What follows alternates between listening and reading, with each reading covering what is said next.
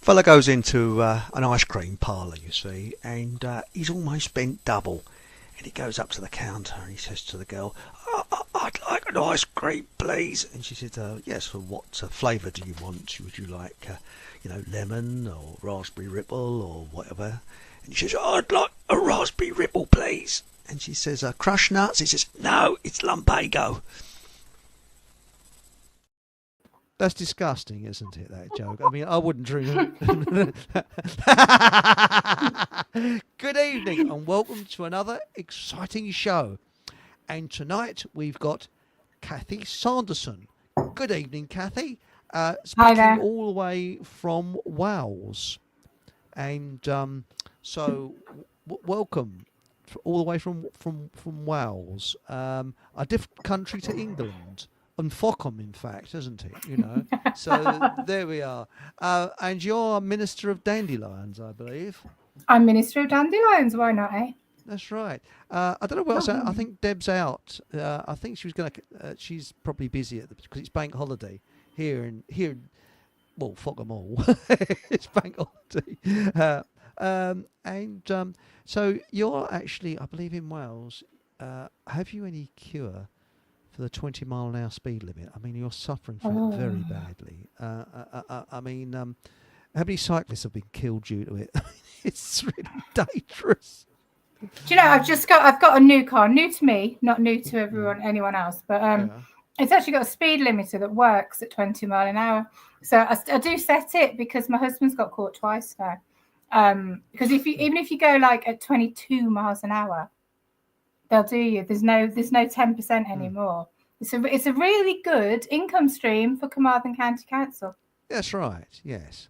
But of course, when we take over, we're going to find out who was responsible for that, and that person will be in court and possibly a one-way journey to an island somewhere. So, they've got that to look forward to, haven't they? So they might be going, "Oh, money now," but just wait and see, because Yeah. remember, we outnumber them. Hmm. So that's it.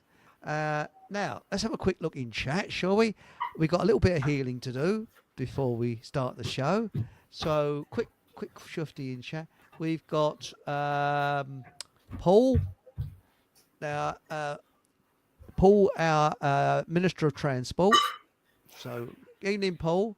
We've got Chris the Gardener. I don't know what he's Minister of. Minister of Agriculture. No, hang on. Mark's that. Minister of Gardening, I think. We've also got Mark Anthony. Hi, Chris and Kathy. And we got Paul. He says, "Can you ensure that the island they get moved to is Canvey Island?" With pleasure. Yes. Uh, and we got Kitty Cataract 1000. Evening, Kitty Cataract. We've got Aunt Sally. Hello, Aunt Sally. Hello. By the way, we'll have to arrange a tomato pickup point, possibly, next time I go to Miles, because I've got about 50 to 60 tomatoes coming up. Not bad, is it? We got Stephen Trueseeker. Hello, Stephen Trueseeker. And we'll go back to chat a little bit later. Now, thank you, everybody. Now, tonight we've got a little bit of healing to do. So we've got several people that need some healing, and we want to have a healing spot. We'd like to heal Christine, who's a bit Tom and Dick at the moment. Ian, Iris, the three are a bit Tom and Dick at the moment. So we can have a little bit of. Here we go. Nice bit of healing. So heal Christine, Ian, and Iris. Nice and healing. Here we go.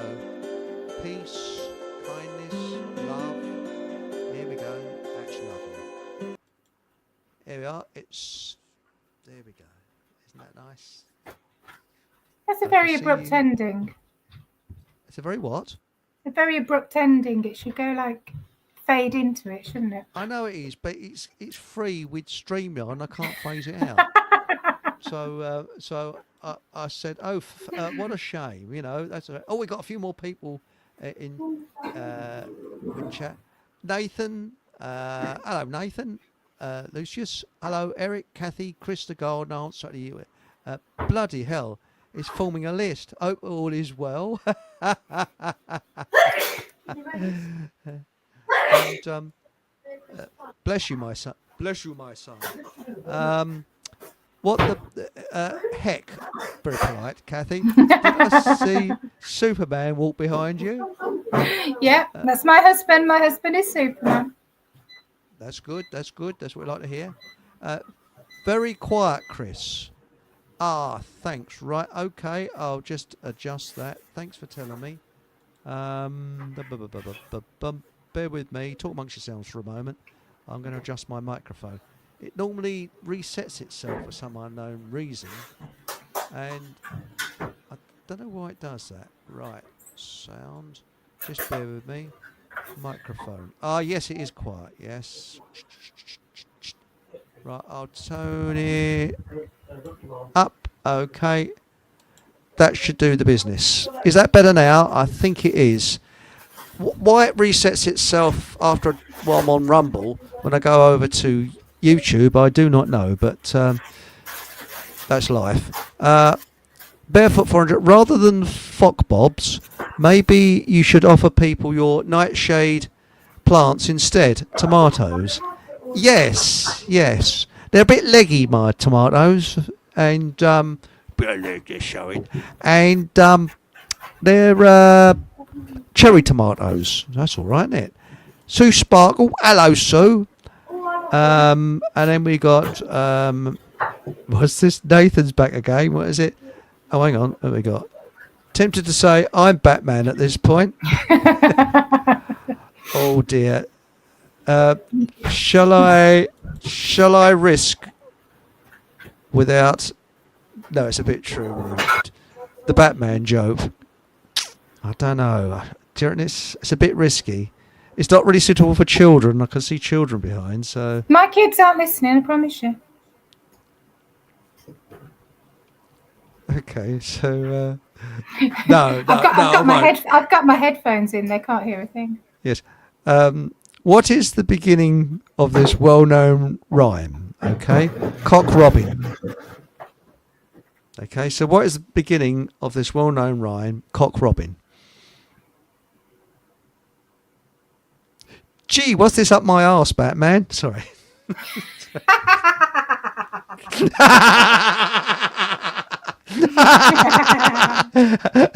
Yes, it's nice to say that one in a public place. You get black eye for it. Imagine. Go well in the pub. Go well in the pub.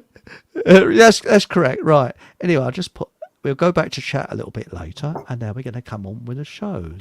Now, excuse me if I sort of glanced to the side occasionally because I'm monitoring chat at the same time, and I'm also a rude git, so that actually that adds up. Now, plants healing, that type of thing. And before we came on air, I said that, well, we both said that I munch on dandelions. I eat dandelions a lot, and it's a very nice time. Would you say this is about the best time of the year to eat dandelions? Although you can eat them all throughout the year, can't you? Not at the moment, because they've all gone to clocks, haven't they? They've all gone to what? They've all gone to the dandelion clocks, the seed heads. Well, I eat the leaves. Yeah, you can eat the leaves, yeah. Yeah, and I actually, I sometimes put them in with my cabbage. Nice idea, yeah. Yes. And or have them as salad or something. Well, that's right. As long as you don't drink Guinness with cabbage, you'll be fine. And I won't go into the details of that.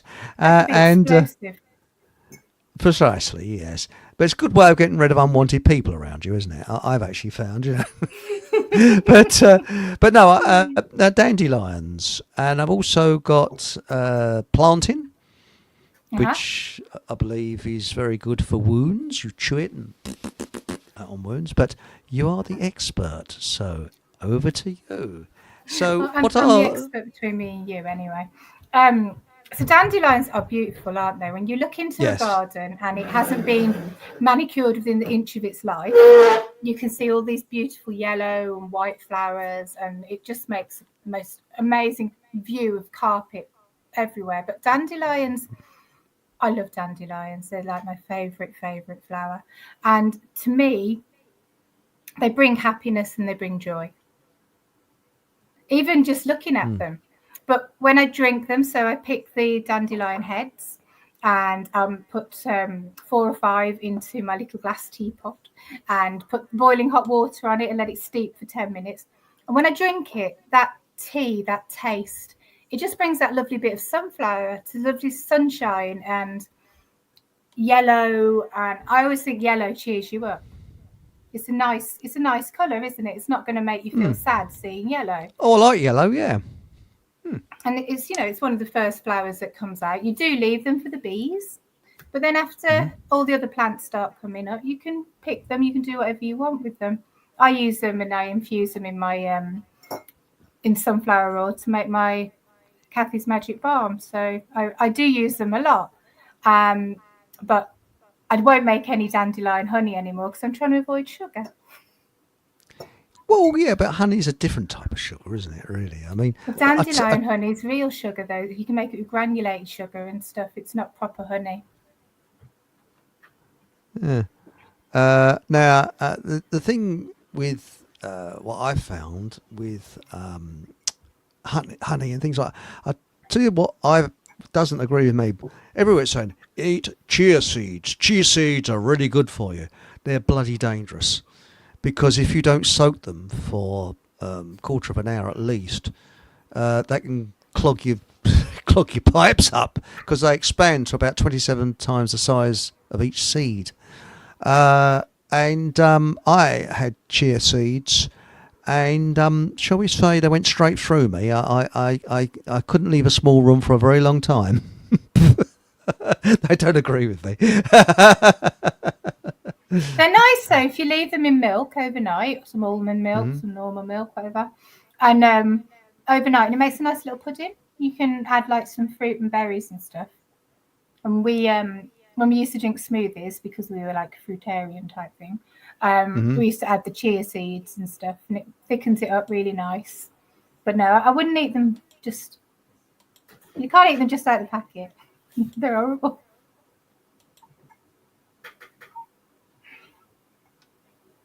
Hello, you still there?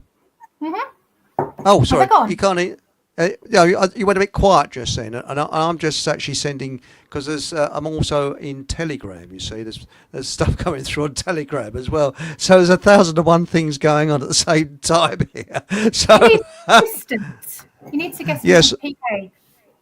well, I'm actually looking for a slave. And no wages, a slave that I could actually, chain up and could use occasionally.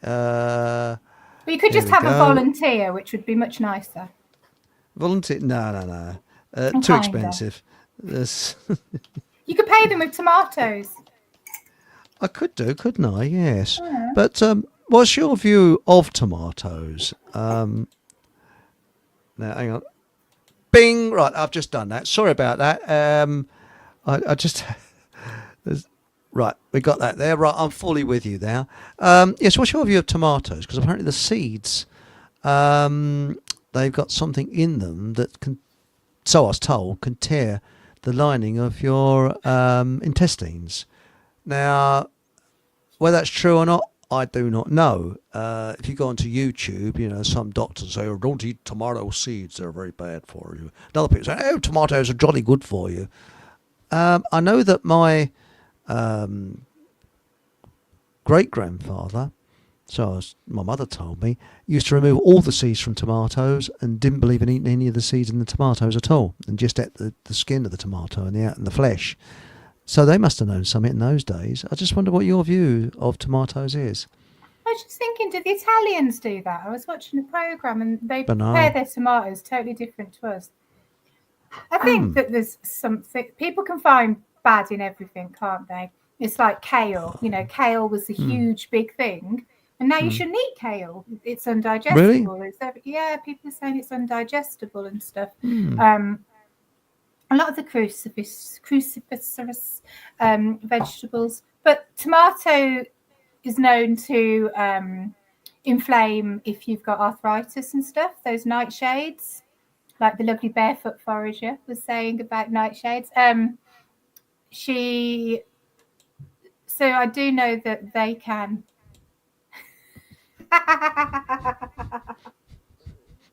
Don't distract me, Holly. Yeah.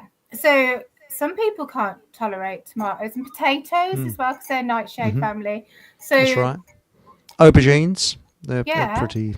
I I think remember they're when I was on a nightshade. really strict elimination type diet, I had to avoid nightshades, and it's really hard because it's in everything, and tomato is in so many things. Never mind dairy, tomatoes in everything as well. Well, that's right. I used to pick up raw milk, but there's only 2 farms in Hertfordshire that I know of rather that sell raw milk, and I used to go there, and it's about 20 minutes drive, something like that. Not that far away, but it gets expensive with petrol and that just to get milk. And then I found out. I mean, I used to I poured it in my tea because I can't have tea without milk. That because I didn't want it homogenised or anything like that, and it's as bad as homogenised it by putting it in hot tea. So it's Really? pointless. Yeah. So I buy goat's milk now, but you know, but I want to support the local people, you know, the local farms, because raw milk is very, very good for you. And I was reading up on how to make cheese, and apparently what you do is you put 2 teaspoonfuls or tablespoonfuls of apple cider vinegar or ordinary vinegar in the milk after boiling it to a certain temperature, I think, and then it's then turns to cheese, and you have to separate the whey from it, and you sort of squeeze it out, but you've got natural cheese then. So it's very, very easy. I didn't realise how easy cheese was to make. That So, sounds like how they make the Indian cheese, that paneer, because you add yes, some lemon juice, don't you, to the milk and boil it up do and you? then strain the curds and stuff. I used to Really? work in Yes, a and college with that. really, and the curds you can use in cooking. Apparently, you don't throw it away. You actually use the sort of how you use it in cooking. I don't know. We won't kill you, you know. But I suppose it's like cottage cheese. So we get our milk delivered from the local dairy, and they do a non-homogenized one. So when like when you get your milk, and yes, it's like you've got the cream at the top. The kids hate it because they're not used to it. And I'm like, I'll open the milk and I'll have the cream first. But when it goes in a hot drink, then so it just homogenizes it anyway. yeah, sterilises it. So you're killing all the good bugs and everything when you shove it in your hot tea. I have tried these different tastes of milk from plants, but I'm afraid I'm not that impressed really. It's a Oat case of milk. having to, isn't it? Oat milk's the nicest, I think, but I really Oat do milk. like having milk now. Well, that's right. Oat milk from Lidl's is quite okay, barista. But the trouble is, when you look at what's inside it, it's got tractor oil in it, which is rapeseed oil, and sunflower oil, which is not good for you. Not good It's for you at funny you all. saying that because my husband uses sunflower oil for his digger. So it's That's okay right. for us to eat, supposedly. So we've gone back to lard. Yeah, lard I is think, I perfectly think, okay. I yeah, I have. think that's much better, to be honest. And it's gone up from 50 pence to about 57 pence, isn't it, lard? So, yeah, It but went down last week and it's gone back up now to 50p. yes, that's right. So, yes, I eat all the stodge now. And because I'm on this diet, well, I don't call it a diet. I call it, it's a keto diet. I call it a change of lifestyle. And having a big meal first thing in the morning is a bit weird, but it's full of protein. And as I've said to a lot of people, in 2 weeks I lost 1.5 stone. So you really do lose weight with it. Yeah. Yeah. So but the trouble is I'm walking around with my trousers up most of the time now.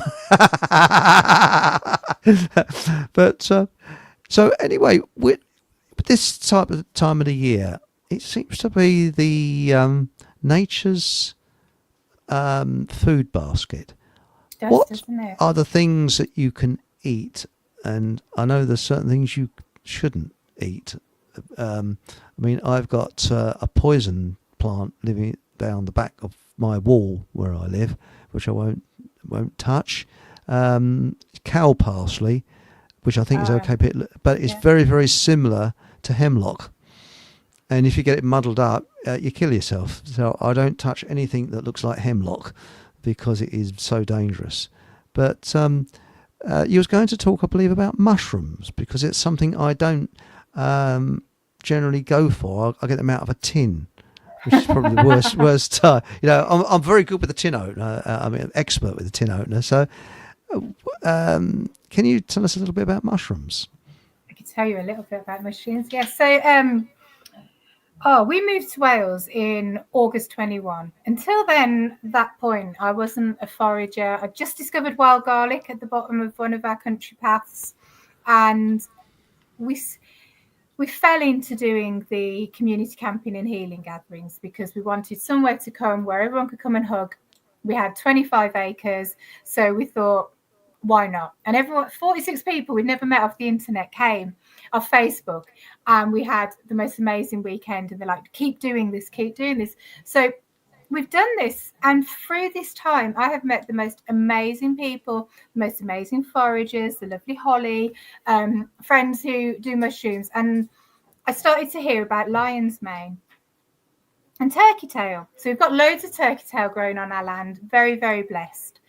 But lion's mane, obviously not. So my son has ADHD, PDA tendencies. I've not had him diagnosed. I've not seen the need. But he went back to school. We started home editing in lockdown. I saw how he blossomed. He started climbing trees. He was able to, his confidence was just huge because he didn't have his reception school teacher there bullying him, basically. So I'm thinking, well, okay, this sounds really good for him. So I'm going to learn how to grow it. So I did a kit and I grew lion's mane and I made a tincture and I started to give it to him. And within a week, I noticed that we live in hope as parents, don't we? So even the things that they won't do, we keep asking. And I said, you take your plate into the kitchen. And he just took his plate. And not only that, he asked if he would take mine. And he went and took it in. And me and my husband, we just went, what's going on? And he didn't throw his fists down. He didn't start crying or any of that. And we just watched him. And the difference, his energy calmed down. He's now got friendship groups. He now enjoys school. He likes math. You know, that's one of his favorite subjects. But what makes me realize how good it is for him is he chooses to take it every day. And he tells me that hasn't got that headache, that constant headache. And if he forgets to take it for a few days, I see him doing this. So that was my first foray into mushrooms, lion's mane. And they do not grow. They're like endangered in the UK. So you cannot forage lion's mane. If you do, it's illegal. Really? Yeah. It's really, really prolific in America, but it's so rare now in the UK that it's an endangered species. And I'm quite grateful that it is, because if it's still growing and people are going and picking it because lion's mane's really, really popular at the moment, then it just wouldn't exist at all. I see. So I do agree with that. But turkey tail grows everywhere. And it's so pretty. Have you ever seen turkey tail mushroom? Have I seen a what? Sorry? A turkey tail mushroom. I probably have, but didn't know what it was because I know very little about mushrooms. I mean, I've got them growing up in my garden, and I think they're called horseshoe mushrooms. Okay. And medicinal as well. I did. Someone who claimed to be an expert, not expert, knew all about them. gave me some horseshoe mushrooms, and I had the 2 bob bits afterwards. So I don't think they were quite right. It's the thing with mushrooms, though. I mean, we are so conditioned to eating those boring little white ones that grow with no light in, mass produced, and that's what we think a mushroom is. But a turkey tail mushroom grows on rotting hardwood. So if you're walking through the woods and you see like a fallen log, you'll look along and there'll be like little little brackets coming out, and they make a nice little fan. And then if you pull it off and it's got a white underneath, little pores, and you look on the top and it'll be like a little fan shape. I wish I'd got one to show you actually. And it's got like black and brown little stripes across it. So it makes it like a fan. And then if you were really like to squint and hold it like that, it would look like a turkey tail. So it looked like that fanned out turkey tail.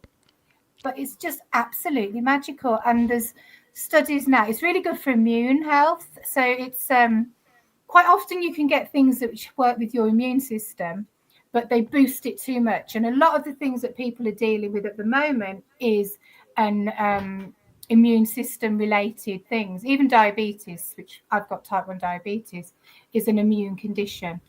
But turkey tail modulates, so it only raises your immune system up to what you need. So it's one of nature's real marvels, and they do recommend it for if you've had cancer treatment, for radiotherapy and chemotherapy. As you know, it gets rid of all of your immune system completely. Be a bit careful. We're on YouTube, so be a bit careful. Sorry. No, they recommend it. That's good. Because they have to. My brother went through this, and they had to get rid of his immune system so that they could fight the cells.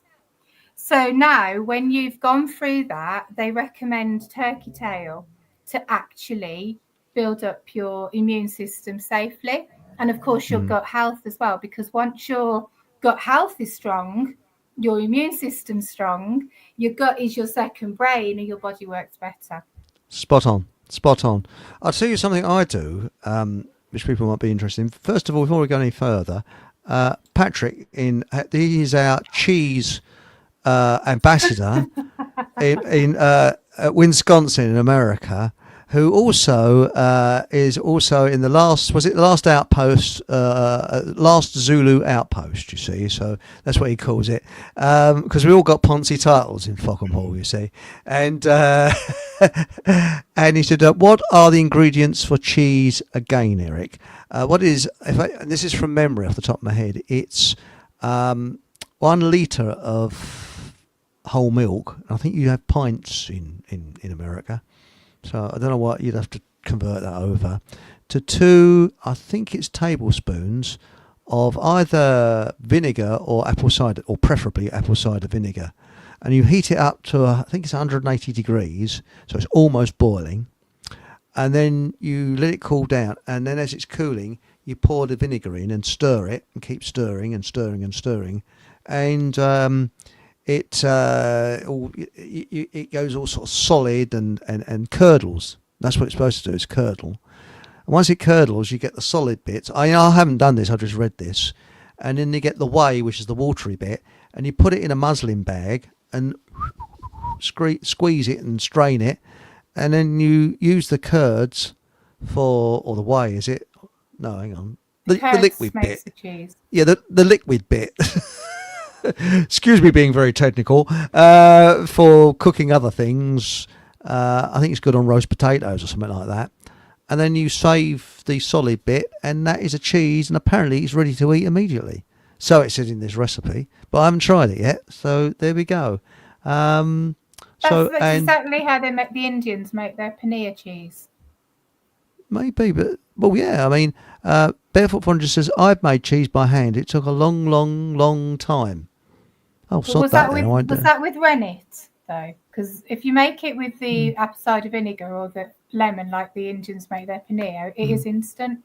It's yummy. Oh, well, that's good. I see. I want yummy because I haven't eaten cheese for ages. Because the thing is that I don't. The only milk I drink is raw milk, and the reason and goat's milk is because I don't particularly want a load of because the amount of crap they pump in the cows. I don't want to consume cows' antibiotics. Thank you very much, and that's the reason why I won't eat chicken But if you have unless it's organic. if you have organic milk, they can't use antibiotics, can they? Correct. Well, I don't think they can. So I have all. Yeah, that's a point. But I'm not sure. My local supermarket, it's not that easy to get organic milk. I don't know. It's there. It's They're normally there in sold all out of of it. them. Well, yeah, Is it really? it is Yeah. there. I It like to costs a lot support. more, obviously. I like to support the local people. That's the thing. But because what I like, the place where I go, you can actually see the Jersey cows having a munch. And there's like, and you go and there's all chickens running around. That's the sort of place I like, Because the other day I was filling up. Well, correction, no, earlier this year because they were closed down for a couple of months by the ministry boys because they had to look into something. I don't know. They had a pathogen they found or something. I don't know. But anyway, they're opened up now. Now, as I was filling up with milk, there's a chicken sort of wandering around looking up at me, very intrigued by what I was doing, I said, "Good morning, madam." And I don't know, that's not funny, but somebody, that tickled their funny bone. They couldn't stop laughing at that just because I politely said, "Good morning, madam," to the chicken. Well, I like to be polite. Yeah, I think chickens and ducks make life just so much more fun. And also when the rooster's chasing my husband around as well, that's quite funny. In his Superman Yes. costume. Yes, with the well, we won't say about that, but The Superman dressing gown. have you ever tried duck eggs? I have. Oh, they're so we've got 4 ducks, 4 female ducks, so Ah, we do have duck eggs. And the yolk's just so lovely and rich, isn't it? yeah, they get up at the farm because there's a farm within walking distance of where I am, and I get the eggs there. But they're not allowed to sell milk because organic. Well, they're not allowed to sell organic, not organic, raw milk because you have to go to the farm to get raw milk. That's the law in this country. So they can't have a milkman going and delivering raw milk around because that'd be illegal. Oh, okay. So you can go to a farm and get it because I can't get raw milk here in Wales. It's weird. They just Really? even from the dairy. Yeah, because you can go to the farm. There's a machine that you just put your money in, and it sort of pours the milk out, and Oh, right. yeah. So it's really good, and I'll give them a quick plug. It's called Delicious. It's in Hertford, just about a mile or two south of Hertford.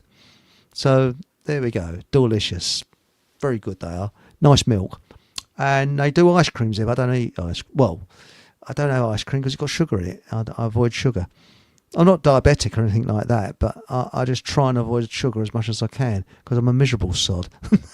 I think it's a really good idea to avoid sugar. I've drank so much Coke recently. It's poisonous. My blood sugars have been going up and down, and I know Holly's going to tell me off, but sometimes it's all you can grab. But did you hear? I've got a friend who's into Chinese medicine, so TCM, the Chinese medicine, and she was telling me that ice cream is the worst thing that you can eat. Really? Because it puts the fire out in your body. It puts the chi out. So if anyone's heard that, please let me know in the comments. That's While right. I've been eating my magnums. Isn't it funny though? There's chi, and then you go to India and you have cha, which is tea. So you have a cup of cha, don't you? And there's chi. But Paul has asked, do dandelions all seed at the same time everywhere? Because all the ones local to me all bloomed and then all seeded at the same time. It looks like it, doesn't it? I mean, our whole lawn at the moment, it's a very big lawn, is covered, but there are a few that didn't go. But then I was driving along some country roads and they'd got dandelions all the way across. And all I can assume is they just haven't had that much sun as we have, because in some of the country roads it's shaded. But because we've had such a dry winter and such a warm spring, they've all gone to seed quickly, but they'll all come back, so that's really good. Yes, and apologies to everybody. For a little while, we was off of Radio Soapbox, but I believe everything's all thanks to Paul English. Thanks, Paul. Jojo Gizmo not on Radio Soapbox, no, on Soapbox now. Hey, you're on Soapbox. So I've actually okay. So my link that I got to Radio Soapbox is defunct. Don't know. Okay. See. What's Radio Soapbox? That's Paul English runs Radio Soapbox, and we got in Wisconsin we got Radio Windmiller. Oh, right. So that's the reason why I sometimes say bucks and dollars instead of pounds for our American audience. Now, what we've got here, Keir Starmer, our dear and gracious leader, will soon be available to be your slave, Eric. Oh. No, send him to an island. Definitely send him to an island. We'd have a whip round for him first with a ball whip. No, I'm only joking. A shark. We could have a whip round to get a shark, couldn't we? Into the island. But the trouble is that that shark would have to be treated for shock afterwards, wouldn't it? Really. What's the shark ever done to accept that sort of punishment? You know. Now Hachi says, I've just got 2 litres of fresh milk out of the cow's udder, proper cream on the top. Oh, nice. So what sort of relationship do you have with the cow? I mean, have you known the cow for very long? Have you treated it out for dinner at all or anything like that? You know. Now, because have you know? By the way, Keir Starmer, he always has that look on his face as if he's just discovered that flatulence shouldn't be lumpy. That sort of. I mean, he's soulless, isn't he? I don't think he's got a soul. He's sort of, I don't think he's got a soul. No. Now, puppet. Now, this is an interesting one. Nathan Lucius says, question for Kathy. I've been told that big tomatoes shouldn't be eaten, but the plum and cherry ones are fine. Nice on the vine, except for the toxic chemicals sprayed on them. Well, if you'd like some of my tomatoes, I can spray some toxic chemicals on them if you want. You know, I've got a nice range of... I've got some... what sprays have I got? I've got some lubricants I spray on my car, so that might help.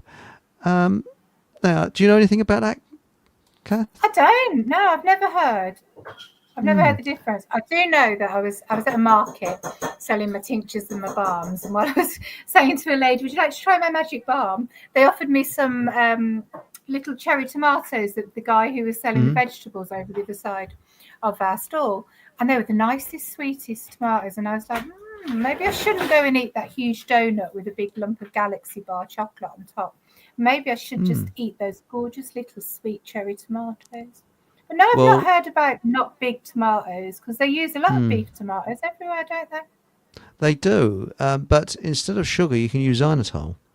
And it's expensive, but it's very, very good for you. Don't eat too much of it because it acts as a laxative. But my personal view is I add xylitol after cooking, not during. You know, so because I got a lot of bread the other day. I don't eat bread normally, but someone gave it to me, and I thought, well, I can make bread pudding out of that. And if I eat it just occasionally, it's all right. So I sprinkled xylitol over it, and it is very sweet.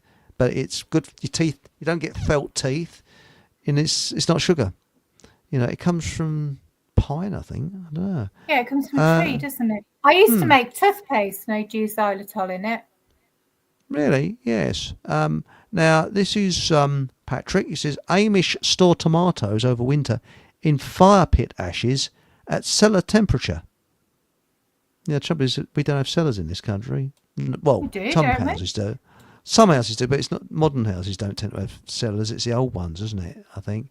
I grew up in a Victorian townhouse, and it had a cellar, but of course the water table had moved up since it was built, so it just spent most of its time flooded. Yes, that's right. My neighbour's daughter's bought a house where there's springs, and it works the opposite way around. You can have loads and loads of rain, and it won't flood at all.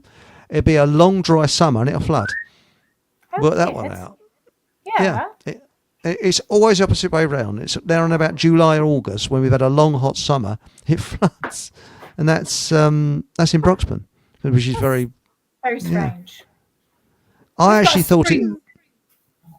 Sorry, we've got a spring on our land, and eventually we'll get it going. They've just got so much to do with the campsite now and everything. But I'd really like to have spring water, because then I could tell the water company to just do one, and I wouldn't need to have to pay them and then pay £50 a month for my water filter, would I? Because just have Precisely. pure spring water from the mountain.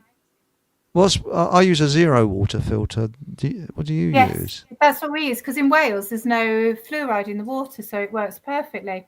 But when we was in Birmingham, we used to have to use a distiller. And so funny, when we moved to Wales, it blew up. We'd used it for 6 That's years, and weird. as soon as we moved, it blew up. So we didn't need Well, it. the water around here tastes as if it's been passed by the water company's management because it's absolutely foul. And it's 340 parts per million, between 320 and 340, which is really near the top of the scale. And a zero water filter will last about 3 weeks because it's so bad.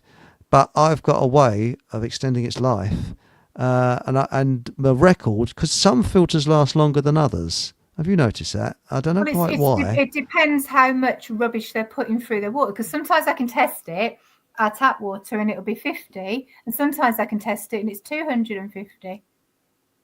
Doesn't make sense. 250. I could dream of that. Ours is 300 and odd. But I've found a way of extending its life, and the maximum I've got out of it is 10 weeks, just under 10 weeks. How do you Which is 2 extend it months. so much? Well, what I do is I've got an old Brita filter, Yeah. and Brita filters are cheap as chips. So what I do is I decant. First of all, I put the water from the tap into a jug and I leave it overnight because all the sort of chemicals and that come off of it. Then I decant that water into the Brita filter. That goes through the Brita filter, and then from the Brita filter it goes into the zero filter. So, and so really, I mean, you can buy, I think it's about £20, isn't it, per zero filter. Well, a Brita is only, you can buy, if you go onto eBay, you can buy compatible ones, and you can get it down to about £3 per filter. So you're saving a lot of money on the zero filters by making them last 2 months or more. So that's the way I do it. But I'm also going to make my own Berkey filter, which you can do. And if you get a flower pot, and make sure it's an Italian one, not Chinese or anywhere else, because they may put lead in the in the clay, whereas the Italians don't put lead in the clay. And to fill the hole in the bottom, if you get shungite and beeswax, that's what I use. So shungite, which only comes from RUSS, Russia, and you then put beeswax round, which is natural, which is an antiseptic, and then you can find a container which is about the size of the flower pot. Okay, so if you could buy something like a 5-inch flower pot, you can find things like stainless steel bins and things like. I don't like plastic. I like stainless steel or glass.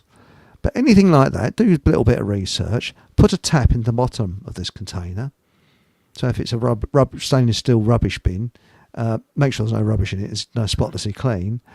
You then put the flower pot on the top of this stainless steel container. You can have a flower pot tray upside down. That acts as the lid. And then what happens, you pour water into the flower pot and it seeps through. And it takes about a day or so to seep through, and that water will be filtered. And then you can then decant that into your zero water filter. Or you can even drink it from there. How's that going to take the fluoride out? Well, that doesn't. That's the trouble. But if you to put rainwater through, then you're not worried about fluoride because until they find a way of putting fluoride into the chemtrails. So, but that's it. I'm going to actually use rainwater. Isn't the rainwater now going to have so much chemicals in it because of what could be possibly going in the skies? Well, that's right, but at least it's taking a lot of the chemicals out, and you're making your very expensive zero filter last longer. So really, I'm getting my zero filter for half the price. Where it's £20, it's £10 a month. So I'm bringing the price down. So that's the little trick, and that I'm currently in the midst of constructing. But the thing is, I haven't found a container yet for the flower pot to fit into. So so I'm going around these sort of shops and that with me measuring tape and sort of measuring, trying to find a container for it. We've got one of the, I think that 8 litre zero water thing. So it's glass. It's a dispenser one. And you just dip the tap and stuff. And I think it lasts about 2 months, the filter. Well, but I don't think it's £20. I think it's a bit more. That's right. About 20. But no, that's the thing of pre-filtering. Because I actually think that with these power outages that's happened in Spain, where else did it happen? Was it Portugal as well? Yeah. And I think it happened on the island of Bali or Thailand. No, somewhere it happened. And I think there's more in it than meets the eye. We may have to be forced to drink rainwater, and I got loads of butts outside, rainwater butts from the sheds and that. So I'm going to go, experiment with that. But this Berkey will remove the worst of any pollution. And I did a rainwater test. Now remember, do not drink rainwater out of a butt. I better give that warning because it's probably got the nastiest chemicals in it, nastiest, shall we say, bugs in it you could ever wish to think of. And do you know what? I gave a water test. Do you know how many parts per million it came out at from water butts that are absolutely minging? I haven't washed them out for years. I was shocked. Now remember, tap water is 320 to 340 parts per million, and my water butts were 5. 200. 5, yeah. But that 5 is probably the worst bacteria you could wish to think of. But it's 5, yeah. I did it several times because I didn't believe it. And I used another tester and it still came out of 5. And doesn't it make you wonder what they're actually putting in the water? How can it be so much? I mean, Wales water is nicer water. I mean, they're putting it all into the sea and it's disgusting, but it's nicer water. But what's it coming from? If rainwater's only got 5 and average is 250, yours is 500, what are they putting in it? Well, precisely. Now, back to milk and things. Paul has said Rude Health do coconut milk, and that is delicious, and just contains coconut milk, spring water, and sea salt. I'll look that up. Mind you, I mean, if I go into the local supermarket and say to one of the girls, say, "Scooby, do you do Rude Health?" She might slap me around the face. Sorry. Ocado or someone. I don't know. It's called Rude Health. No, but Ocado would probably do it. And non-organic oat milk is very, very sprayed. Yeah. Yes. And sunflower oil and all icky stuff in that. Oh, yes. Now, so when people say they are awake, I doubt it. Well, if you want to find out about that, you want Nathan's book, Fake Awake. Oops, can't see it there, but that's the book, Fake Awake. And someone's done a little contribution in there as well, but no, bloody good book. So, you get it on Amazon, and most of the people that say they're awake are about as brain dead as you wish to find. But it goes into that. We both go into that. Now, Rick, this is Patrick says, has your guest used herbs? Sorry, I'll speak that in American. Herbs in a cordial of honey and vinegar before. Honey and vinegar being called oxymel. I have. I've learned a few of them. I just tend to stick to my own few things, but I have made them because we do our herbal remedies workshops, me and Holly, the Barefoot Forager, and we teach people how to make the tinctures, balms. We teach them how to use plants just off the land, so to make a spit poultice from plantain, all those types of things. So I did actually learn how to make an oxima. That's tell you what it was. interesting. Yes, yes. Oh my God. Oh, I feel sick. Dog's milk lasts longer. No bugger will drink it. It's very true. Very vegan argument, isn't it? I used to have those. Well, they tried to sell sheep milk, didn't they? And it didn't catch on. It's just something about you see a sheep's arse before they shear it. That puts you off the milk, doesn't it? Really, you know. Don't they use sheep's milk in India and places like that? I'm sure they do. And sheep's milk cheese. And Paul has said, I lost 50 pounds on the Slim Fast diets. Cost me a bloody fortune, that diet did. I bet it did, yes. Well, you know, You'd be starving. most of these diets don't. Well, most of these diets don't work because it's not a diet; it's a change of lifestyle. That's what it really needs, you know. Now, and you need to look as well at why you're eating so much. Why are you craving these foods? Is it a nutritional thing? Is it a trauma response? Doing Slim Fast, doing Slimming World, all of those types of things. It's not a way to live. But they don't talk about the carbohydrates and protein. Once you learn that, then you're well away. So the difference between protein and because when you walk around the supermarket, it's carbohydrates everywhere. And what, as mammals, we need protein. And that's what I have in the morning, lots of protein, you know. Now, you see, they can't manufacture protein as much as they can manufacture carbohydrates, can they? Precisely.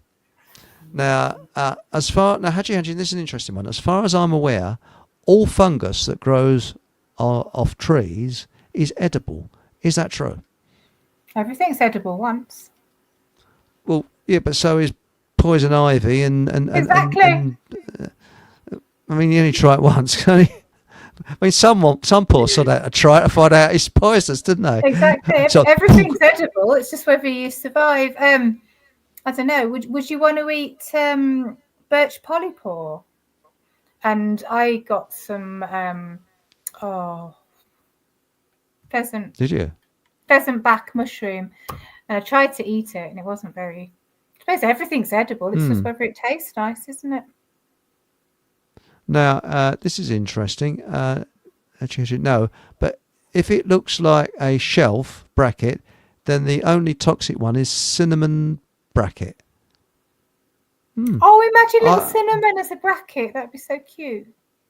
Just like living on the tree. Personally, I leave all fungi alone because I don't know, and I don't. You know, if I don't know, I don't try. And I'll tell you something I'll never step into either, a fairy ring. You must never step into a fairy ring. That's superstition. I'm very superstitious as well.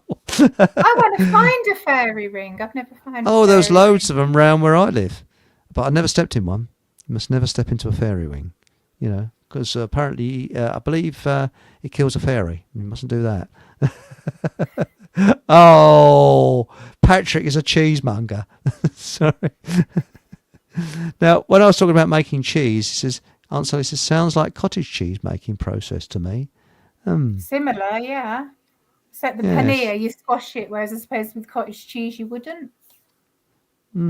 That's interesting. Tesco or Sainsbury's sell organic milk. I gave up milk last year, but I buy it for my family. Yeah. Yes. We used to buy it from Tesco's. That's right. I mean, some people are milk intolerant, aren't they? Dairy intolerant. I'm tax office intolerant. I suffer from a tax office intolerance. I just feel I want to wring their neck, you know. Now, this is Patrick in Wisconsin. We have Amish that sell raw cow's milk in our village. You Brilliant. lucky sod. Yes, yes. Now, where are we? Now, thank you, Kathy. I shall use my ACV. What on earth is that? Oh, apple cider vinegar really is the answer to almost everything. Yes, it is. Yes, yes. Now, I'll tell you something. I used to suffer from hay fever really badly, and it was tree pollen. And it was so bad, I mean, I was once overtaking a car, and a bit of tree pollen came in my car, and I couldn't get my handkerchief, and people must have thought, what a filthy sod. I was sneezing all on the inside of the windscreen. I had to stop the car and clean the windscreen on the inside. It was so bad. I used to get hay fever attacks. Since I changed my diet or lifestyle, might get the occasional sniffle, that's about it. Don't get hay fever anymore. You see, because you're not putting any more poisons and toxins into your body, so your body's able to deal with the things which it's not used to, which is the tree pollen. But if you're constantly putting all them chemicals from all of those processed foods, so when you're doing keto, this is why keto is really good. You're not eating any processed foods. You might have like a processed keto bar if you're desperate, but normally you're just eating meats and dairy. You eat dairy? Yes. Yeah, so meat and dairy. They're not really processed. But only if it's organic, and chicken, if it's organic. I don't touch chicken. Because there's a health food shop where a friend of mine, Miles, he's Dr. Miles Fleetwood, I have a lot of his natural tablets, and they're proper natural tablets. And since I've been having them, no hay fever. No hay fever at all. Again, occasional sniffle, occasional sneeze, nothing to speak of.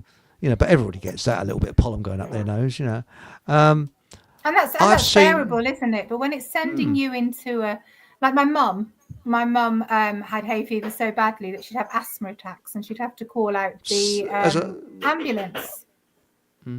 Really different, So we did a lot of healing work. We did a lot of trauma work. And she doesn't have that now.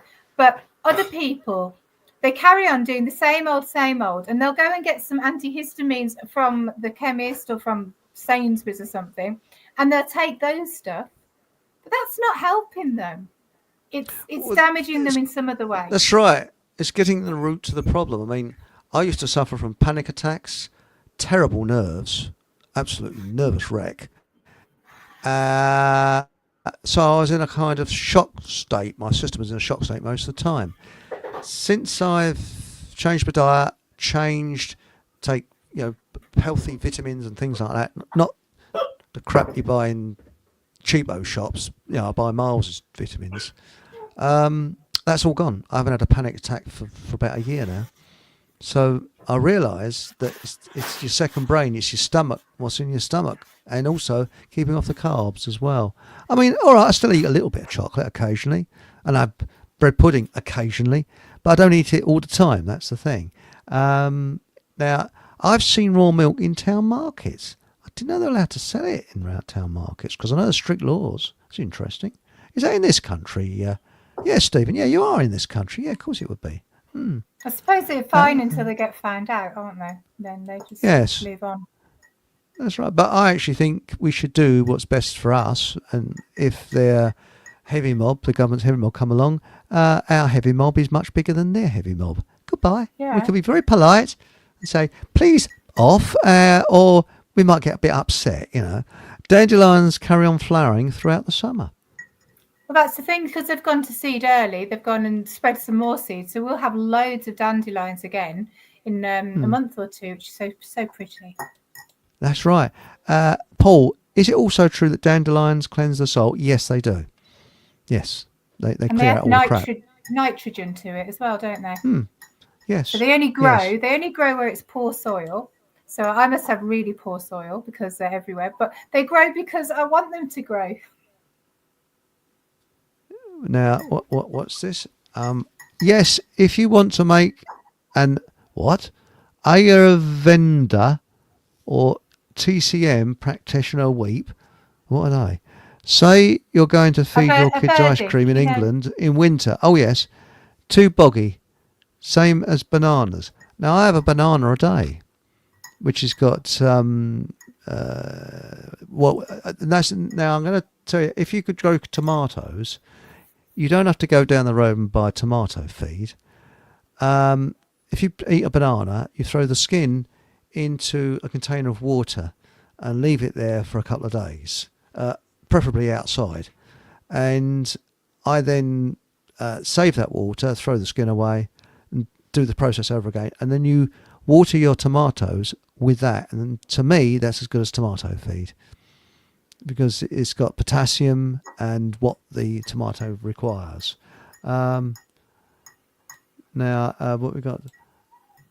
Now, this is an that makes interesting sense one. what Holly was saying though, because bananas don't grow in this country; they grow in hot countries. So you're going to be able to eat those things that grow in hot countries because you've got a different climate. But if we have a really damp environment in the winter, so eating bananas and ice cream in the winter is not a good idea because it just adds to the dampness. Yes, that's a good point. Now, Nathan has said, I've heard all about toxic chemicals, Eric. I'll pass. That's right. Xylitol, Aunt Sally. Aunt Sally is an angel. She helps blind and disabled dogs. That kind. I haven't had permission to say that, but I have said it anyway because I think I think acts of kindness should be said. Xylitol is extreme. Sorry, Aunt Sally, if I said something that I shouldn't, but I think I should because that's a very kind thing to do. Xylitol is extremely poisonous to dogs, even in tiny quantities. I think so is chocolate, isn't it? If anyone uses it, they need to be mindful of that. It's funny they say that about chocolate though, because my aunt had a Jack Russell, and we all went away for Christmas. It was like 15 of us, and the Jack Russell came too, and he kept stealing the kids' selection boxes. He ate 6, and he lived another 10 years. Good heavens. Now, it says birch bark is xylitol. Birch trees are just magical. Poison for dogs, though. Do they cock their leg up to birch trees, I wonder? I don't know. You know. I don't think it's going to kill them, though. Oh, here's Paul. Sorry, we got a similar sense of humour. I wouldn't be drinking water from someone's butt. Because I said water butts. Do you know, when Paul is on the show, after the show, I think we crack a few gags. Yeah. Now, they can't turn your water off. It's against the law. That's right. That's why people are not paying the water bill. Because it's our water in the first place. I mean, why should you pay for something that falls from the sky? I mean, it's bullshit, isn't it, really? Now, this is an interesting one. Angela Davis says, any advice on stopping Benadryl? Been on it 26 days, started, giving me nightmares. I must add that we're not doctors, and we've got to be careful. Do I need to taper it? I have been on it for 26 days, 10 milligrams daily. Dr. Miles Fleetwood would be the best person. But can you answer that one? Isn't Benadryl like for isn't it what people take to sleep? Benadryl. I don't know. I really do not know because I don't taste those type of thing. No, I don't do Big Pharma. I have the foggiest. Yes. Well, I do Big Pharma. I've got insulin, but that's about it. Yes. You have to see a quack for that, don't you? You have to go to the quack office where you get all these glory postcards saying, you know, did you break wind this morning? You could be suffering from, or you know, if you coughed last week, your eyeballs might drop out. Please, you know, take a tablet for this, that sort of stuff. You know, fear porn. I don't go near I don't go near my GP at all. All I have to do is get my prescription, which I do from my chemist. And I have to say that my consultant for my diabetes is amazing. So I don't go to my GP at all. I just go to my consultant. Excellent. Excellent. You might be front of catching something like fear. Now, the nicest tap water I've ever drunk was in Basel, Switzerland. Very refreshing and delicious. Oh yeah, It's very nice. Yes. It's all spring water there, though, isn't it? That's right, Nathan. Thanks for the plug, Chris. What plug? Do you mean this Get the book book. plug? Yeah, I think it was this plug. I'm not plugging it, but yes, this book. Yes, I think it is. And of course, if you notice that, let's do the soft music, and of course, there's the mug as well that goes with it. I need to be plugging my magic balm. I can't find any though. I could hold it like plant this. your magic balm. Magic balm. So what does this magic balm do? Oh, sorry, balm. What does it do? Not a magic bum, but it can help a bum. Can it really? It can. I've got people who buy it just for piles because it's the only thing they've found that works. Really? Yeah. So I make it with dandelion and nettle from my garden.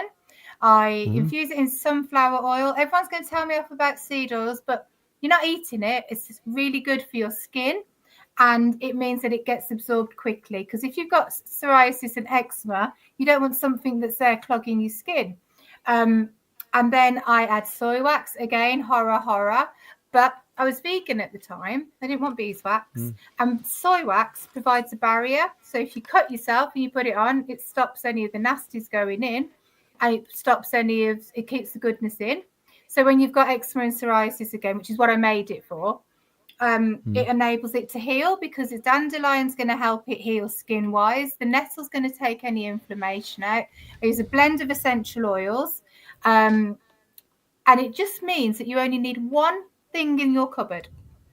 People say, do you make a balm for this? Do you make a balm for this? And I'm like, no, why would I? I've got my magic balm and it literally does everything. I sold it at the market, like I was saying to you earlier. And I had someone tell me yesterday, they're so glad they bought it because they got covered in sunburn, put it on and it took away all the pain. It just does everything. It's magical. I had piles. I put it down to cycling.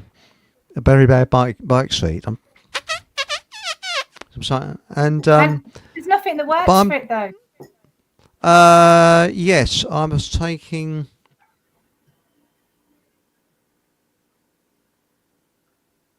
Oh, bloody hell! Come on, brain.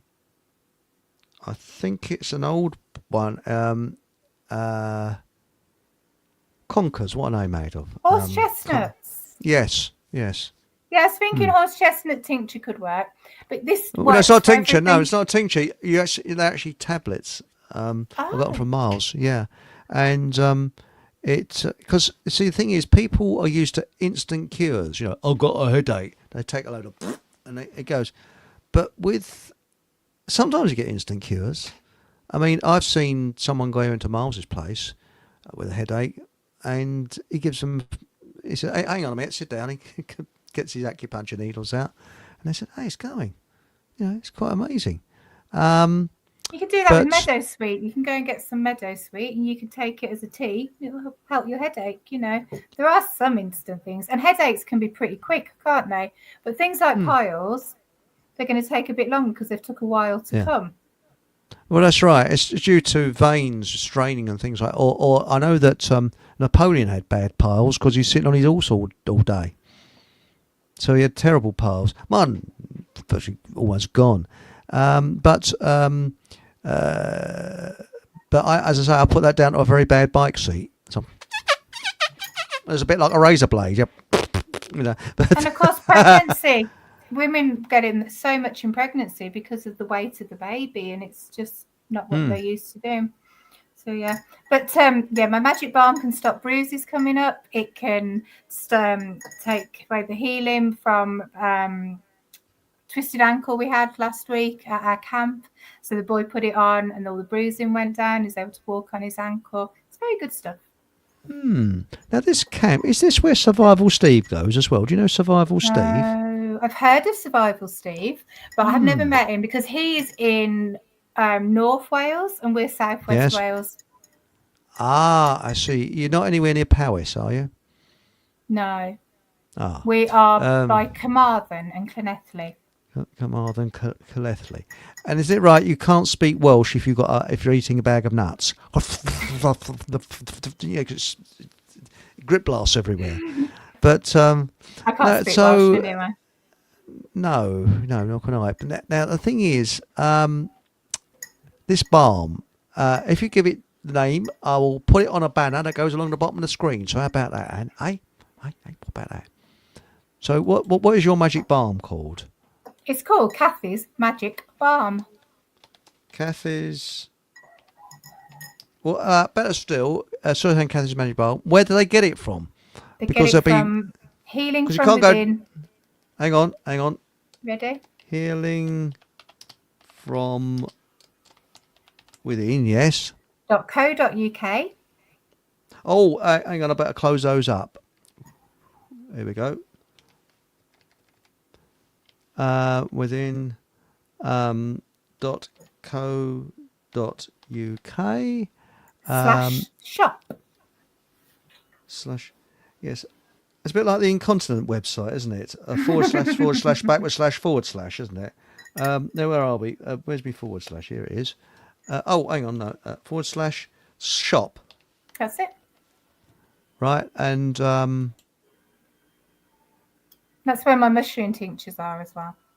I've done it wrong. Hang on a minute.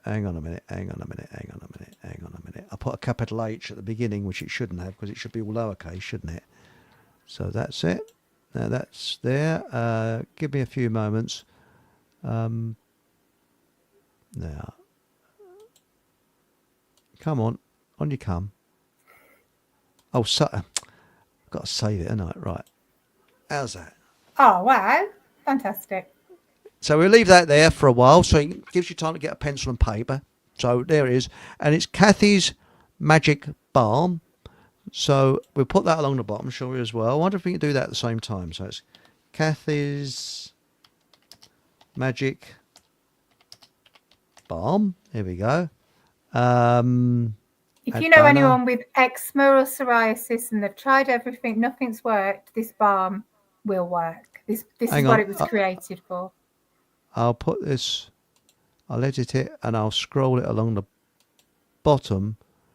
And let's have a look. Save. Right, let's see if it'll scroll along the bottom. No, it won't. Sod it. I think this one's about the most important one. Healingfromwithin.co.uk. And any spot? Do you get a free smile or raspberry with it, or any special offers or anything?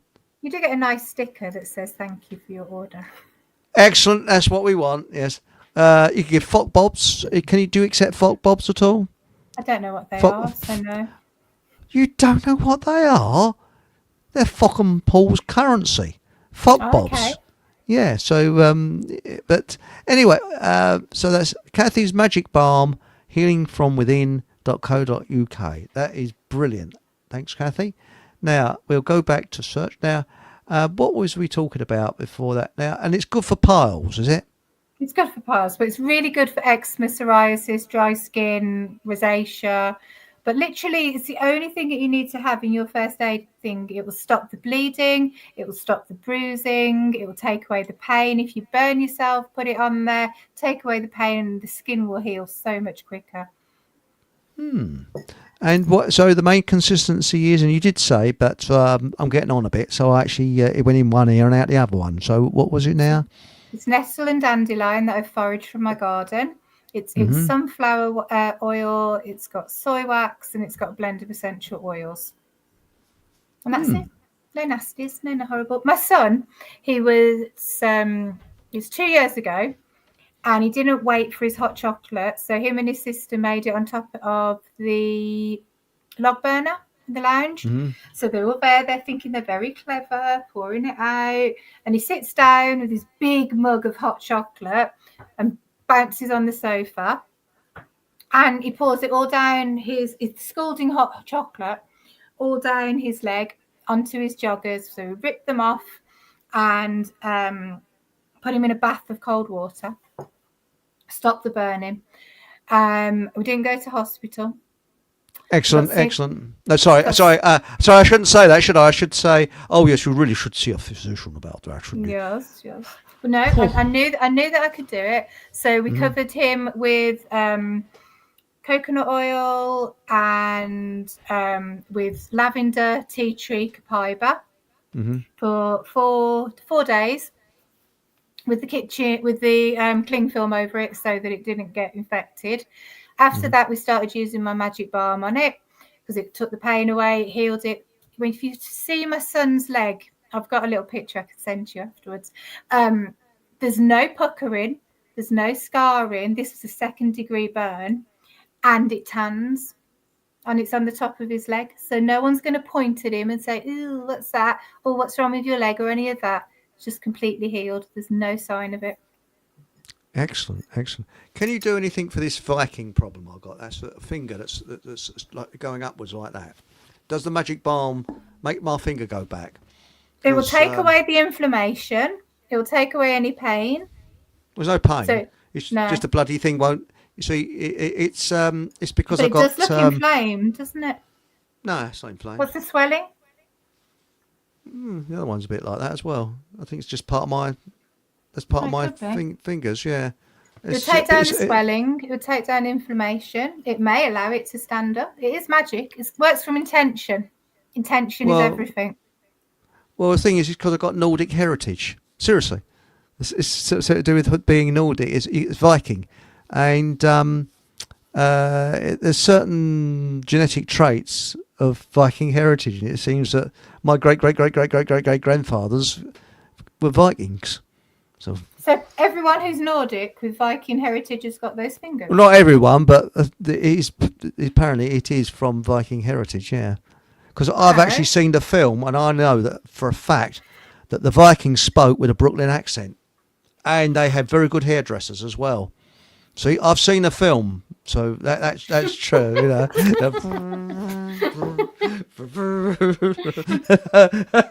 And they're all proper fit as well. Don't forget that one. Oh yes, all very, very, very fit as well. Yes, and to think that they went all round the sea and they had proper hairdressers on board those ships to make sure their hair was neatly done. Bloody marvellous that is. See, I know my history. You see, you can't fool me. I'm too stupid. So there we go. Well, then you come to think about it. Our view of look at the American Civil War. Our view of none of us are alive today that knew anybody that was in the American Civil War. It was 1860s. So our view is Hollywood. We can't help it. No. You know, and Big John Wayne. You know. Do you know, I never realised either, if we're talking about Hollywood, I never realised that the Irish were the first slaves. I never realised that they were stolen from Ireland. Yes. We're not taught that. It's not popular, is it? And so were the English. Were they? Yes. They were stolen from the shores. Yes, for the Arab slave trade. But we can go back even further. That was in the 17th century and and before. But you go back to 1066 and the Normans enslaved us. That was what the Doomsday Book was. And that's why the royals are not our king and queen. Our king was Harold. Seriously. And they're Normans. And the Normans stole everything we have. And that's why people in huge, the aristocracy are Normans. And that's why there's a big difference between British and English or Welsh or Scottish. I'm not British. I'm English. Because the British are the aristocracy. So if somebody calls me British, I'm not aristocracy. See, so seriously, that is. I know I don't like pigeonholing people. I never do, but that's one thing that is, the dividing thing. So that's not really. So how would I describe myself then? Because my dad was Irish, my mum's English, so I always say British because it's just easier, isn't it? I suppose it is, but when you go back into history, that's it. 1066, we were enslaved. And of course, we didn't have taxation before the Normans arrived. We had taxation after that. which is yes. I thought they'd always tax because you always had to support the village or. No, no, no, and also land ownership. People just had a plot of land and worked off of it. Didn't have serfdom. The Normans introduced serfdom with the serfs, and the Battle of Hastings, they didn't bury the bodies or what was left of them. They didn't bury the skeletons until 100 years after the event. They would not be allowed. They were not allowed to bury the bodies. Why? To show people, their mentality in those days. I suppose to show the English that's what the Normans did. So you better not step out of line because we'll do the same again. Yeah. Going back to what you were saying about hay fever, because we're supposed to be talking about plants, aren't we? We've been wandering off. So people, nettles, stinging nettles. Stinging nettles, yes. Stinging nettles. So if you have hay fever and you go and sting yourself, that will block the antihistamine receptors in your body so that you won't have hay fever. That's interesting. It's really clever. And if you can't stand to sting yourself, but once you've stung yourself a few times, you can't feel it. I very rarely feel it now. But here in my little tea thing, this is so cute. You can put like your leaves and stuff in, and it just saves you having to constantly wash out a tea bag. So I've got nettle tea in here. So if you didn't want to have, I've got nettle and dandelion. If you didn't want to sting yourself, you can just drink the leaves of the nettle plant. That's interesting. That's very, very interesting. Because I know that the Romans didn't trust doctors like me, and they had nettles. They used nettles exclusively in their medicine, a lot. But it's finding nettles. There's none around my way. I don't know. There might be. I'm sure there is some, but I just haven't noticed them. But it seemed like they took ages to come out this year. Whether it's because I was waiting for it because I wanted some to make for my balm, but now they're everywhere. I think that if you haven't already got yourself incredibly ill from all of the toxics and everything, so like if you was a baby and your parents didn't have a high toxicity and high metal overload and all of those types of things. I think if you had nettle, dandelion and plantain, I think you'd do pretty well. Everything would just be covered. What about that plant? I've got lots of that plant that sticks to you. Sticky willy it's called. Cleavers. Stuff. Cleavers. Now, I've chewed cleavers and it tastes like sort of... What's that good for? Because there's lots of cleavers around. It's a very good year for cleavers. So what is it good for? It's really good for... No. It's really good. So, like through winter, we're eating really stodgy food because we're so like bread pudding, things like that. Yeah. So cleavers is really good to give us a spring detox. It helps to clear our lymph system. So people say, I've been doing it. I found this thing and it says... from the 1500s or 1700s, if you have cleaver water for 9 weeks, you'll be the most beautiful. So I thought I'd try it. So I'm on week 1. So you go and pick cleavers from your garden or wherever you are and break them, just fold them over so they snap a little bit. Put it in a pint glass, pour the water on, put it in the fridge. You can drink that for 2-3 days, no longer really. And keep that up. You're giving yourself a really good detoxification of your body. Well, I did that. Seriously, I did that. And I kept going to the loo all the time because it's what do you call it? Diuretic. Diuretic, yeah. I think nettles are as well. They're a diuretic as well. Dandelion is, definitely. Yes. But with nettles, you can actually cook them with greens. They're just like the sting just goes directly. Put it in boiling water. And a nettle soup as well. We should do it with potatoes. That's really nice. I found out about nettles actually probably about 10 years ago because I don't know how. I was following Dr. Morse at the time, but I just came across it. And my girls came home with covered with chicken pox. and we were going on holiday the Sunday. So they came home on the Tuesday. We were going home on the We were going on holiday on the Sunday. So obviously that wasn't happening. So I was having fruit smoothies at the time, and I knew that having fruit smoothies would enable the body to heal and they could do what they needed to do. So I got some nettles. I made a cold nettle tea. Well, nettle tea went cold. Put it in fruit smoothies. But that's all my daughters had. I'd say one was 5 and one was 7 or 8.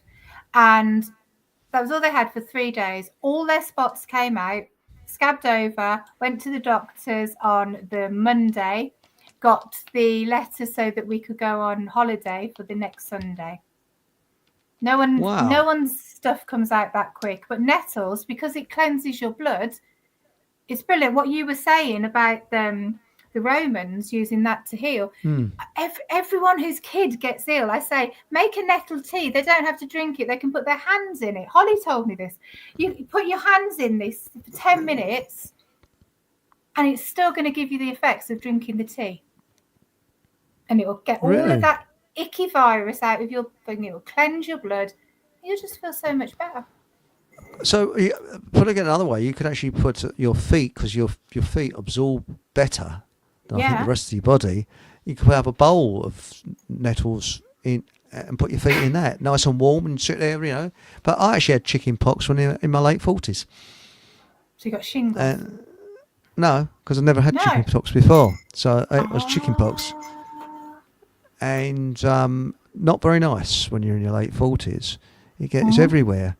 And I phoned up the quacks, and they said, well, you have to come down. I said, but if there's a pregnant woman in your waiting room, I said, you know, I'm very highly infectious. Although now I don't believe in, I believe in train theory. But anyway, and they said, I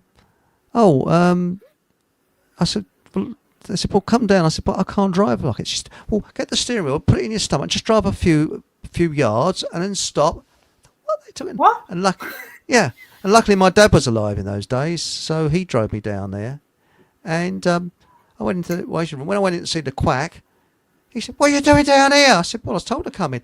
He said, but there's a pregnant woman in there. A baby could be born blind with chicken pox. I said, well, I was told to come down by your receptionist. I'm just doing what I was told. Anyway, he took me out the back way. Anyway, I got some toxic crap. That's the last time I think I ever went, because I was so disgusted, you know. And if I'd have known that now, you know, nettles is chicken. No. Although you get shingles once you've had chicken pox, you can't get it again, can you? It's shingles it comes to. But you could also do that with the nettles. So my girls didn't get. So what my youngest was literally, there wasn't a piece of skin that didn't have a chicken pox on it. Yeah. And they've got no scarring. There's no sign of it. And it's really rare when someone's had chicken pox and it's literally everywhere, any kind of orifice, that you don't get any scarring or anything. There's nothing. Really? That's quite amazing. And as we're talking, I'm looking at your website, Catholics Magic Balm. Here it is. That's it. And when people order it, would you like them to say where they heard it from? They can say they heard it from this show. So please say you heard it on Eric's or Fockham Hall. See, so that's where we heard it. So that's it. Now, and maybe next time I might actually get prepared and do something so I could actually give an offer to people, but I haven't done it. And me and websites are really like, I need to ask my web person to do it for me. Now it says whey is what weightlifters have to build muscle. Weights. We got Stig from New Zealand. Morning all. Morning Stig. He's in New Zealand. So speak a little bit louder because it's a long way in New Zealand. He might not be able to hear, you know. So hello. So that's good, isn't it? But that is quite true what he said though, because you get the protein powder, don't you, with the whey-in? Yeah. So maybe it is. Well, you look at the law, nautical law. You stand in a dock, and it's all to do with shipping, isn't it? Yeah. You know. Birthing. Birth. That's right. Now, apparently, it says here, apparently sheep's milk has more natural value than cows. Milk, Yes, I I've heard just that. checked it out. That's interesting. But I'll tell you something, it's bloody expensive. I mean, it's about £2.15 for a litre of goat's milk. It's not cheap. And I suppose Um, cows would be more popular because they were easier to milk because you could sit down on a stool and it'd be quite hard to milk a sheep. That's right, yes. Mind you, these people that say there's umpteen different sexes, there's not only male and female, to prove a case that there's any male and female, get them to milk a bull. I think that's who find out. See? That's one test that you do. They'd certainly get chased out the field, wouldn't they, if they made The it bull, alive? well, a bull might like it, Honey for hay fever. Yeah, that's a good one as well. As long as Yes. it's local honey. Local honey, yes. And the Delicious does sell local honey, very reasonable. Another little But plug. that's only And they're good not for paying the me. people who live around the Dawlish, isn't it? It has to be local honey for you. So you have to buy it from your most local honey producer because it's got those plants and the pollen and everything That's right. that you're used to. Between you and I've always wanted to be a beekeeper. Strange, isn't it? We tried for 2 years. I had a friend who wanted to use our land to put bees on, and we couldn't get any swarms last year and the year before. So she's given up now, and I'm really sad because we were going to have honey. Well, that's right. Honey, mummy. Was it? I think it's only humans and bears that get tooth decay because we're the only creatures that eat honey, so I've heard. I think birds do, but they don't get tooth decay. Because I've got Well, any ants teeth, do. have they? Well, no, has any teeth? No. No. Mammals, I think it is. We're the only mammals that get tooth decay. That's it. I know, but dogs do, don't they? Because they eat a dreadful diet, and cats do as well. Yeah, but they're mammals, not like us. What's this? Tapping for dog piss on a birch tree. How nice. How lovely. Yes, well, everyone to their own. It's the cacao nibs that are supposed to be toxic to dogs, isn't it? The amount of cacao, Cacao. Cocoa. and that as well in Quality Street is probably tiny. Yes. No, I was going to say something rude, but they got better lawyers than us, so I better not. Antihistamine. Yeah. Yeah, so I used to have antihistamine antihistamine tablets. I used to have antihistamine tablets for hay fever, and they just send you to sleep. That's very kind, Aunt Sally. I'm flattered you describe me so kindly, Chris. But the truth is that it is a privilege to have these dogs in my life. I've never had such loving, happier dogs, and I've always had at least 3. Yes, most creatures has had it tough. Don't expect too much from life, and generally more loving. Let's face it. Most humour comes from adversity, and people that's been through adversity appreciate things far better than people that haven't. So, now the sap from a birch tree is full of antioxidants. Ray Mears freezes it and puts it in his whiskey. Honest. Yeah, but why That's would we want to interesting. hurt? Why would we want to hurt a birch tree? The people who put their knives in and make a hole. If you have to have the sap from a birch tree, then you just cut the branch. I hate seeing people who make a hole in the trunk. I think it's very cruel because it leaves it open to infection. What's this? You're having a laugh, aren't you? Gareth Ike says, put a banana between your cheeks on a bite. Yeah. I'd get arrested if I pulled my trousers down and did that, Banana, You have to do it before. Yes, a piece of skip marks. No, sorry. That's these bleeding racing saddles. They're like sort of. They're not very comfortable, are they? Well, I bought one called Spider, which is supposed to be very, very comfortable. No, bleeding isn't. Not for me, it wasn't. I think that's what caused the problem. You think back to the bikes when we were little. You used to have chopper bikes. Now they were really comfortable. Why change the saddle? Yeah. But if you're a man, you might, if you knock something, you might get hit in a very embarrassing place with the gear lever in the middle, aren't you?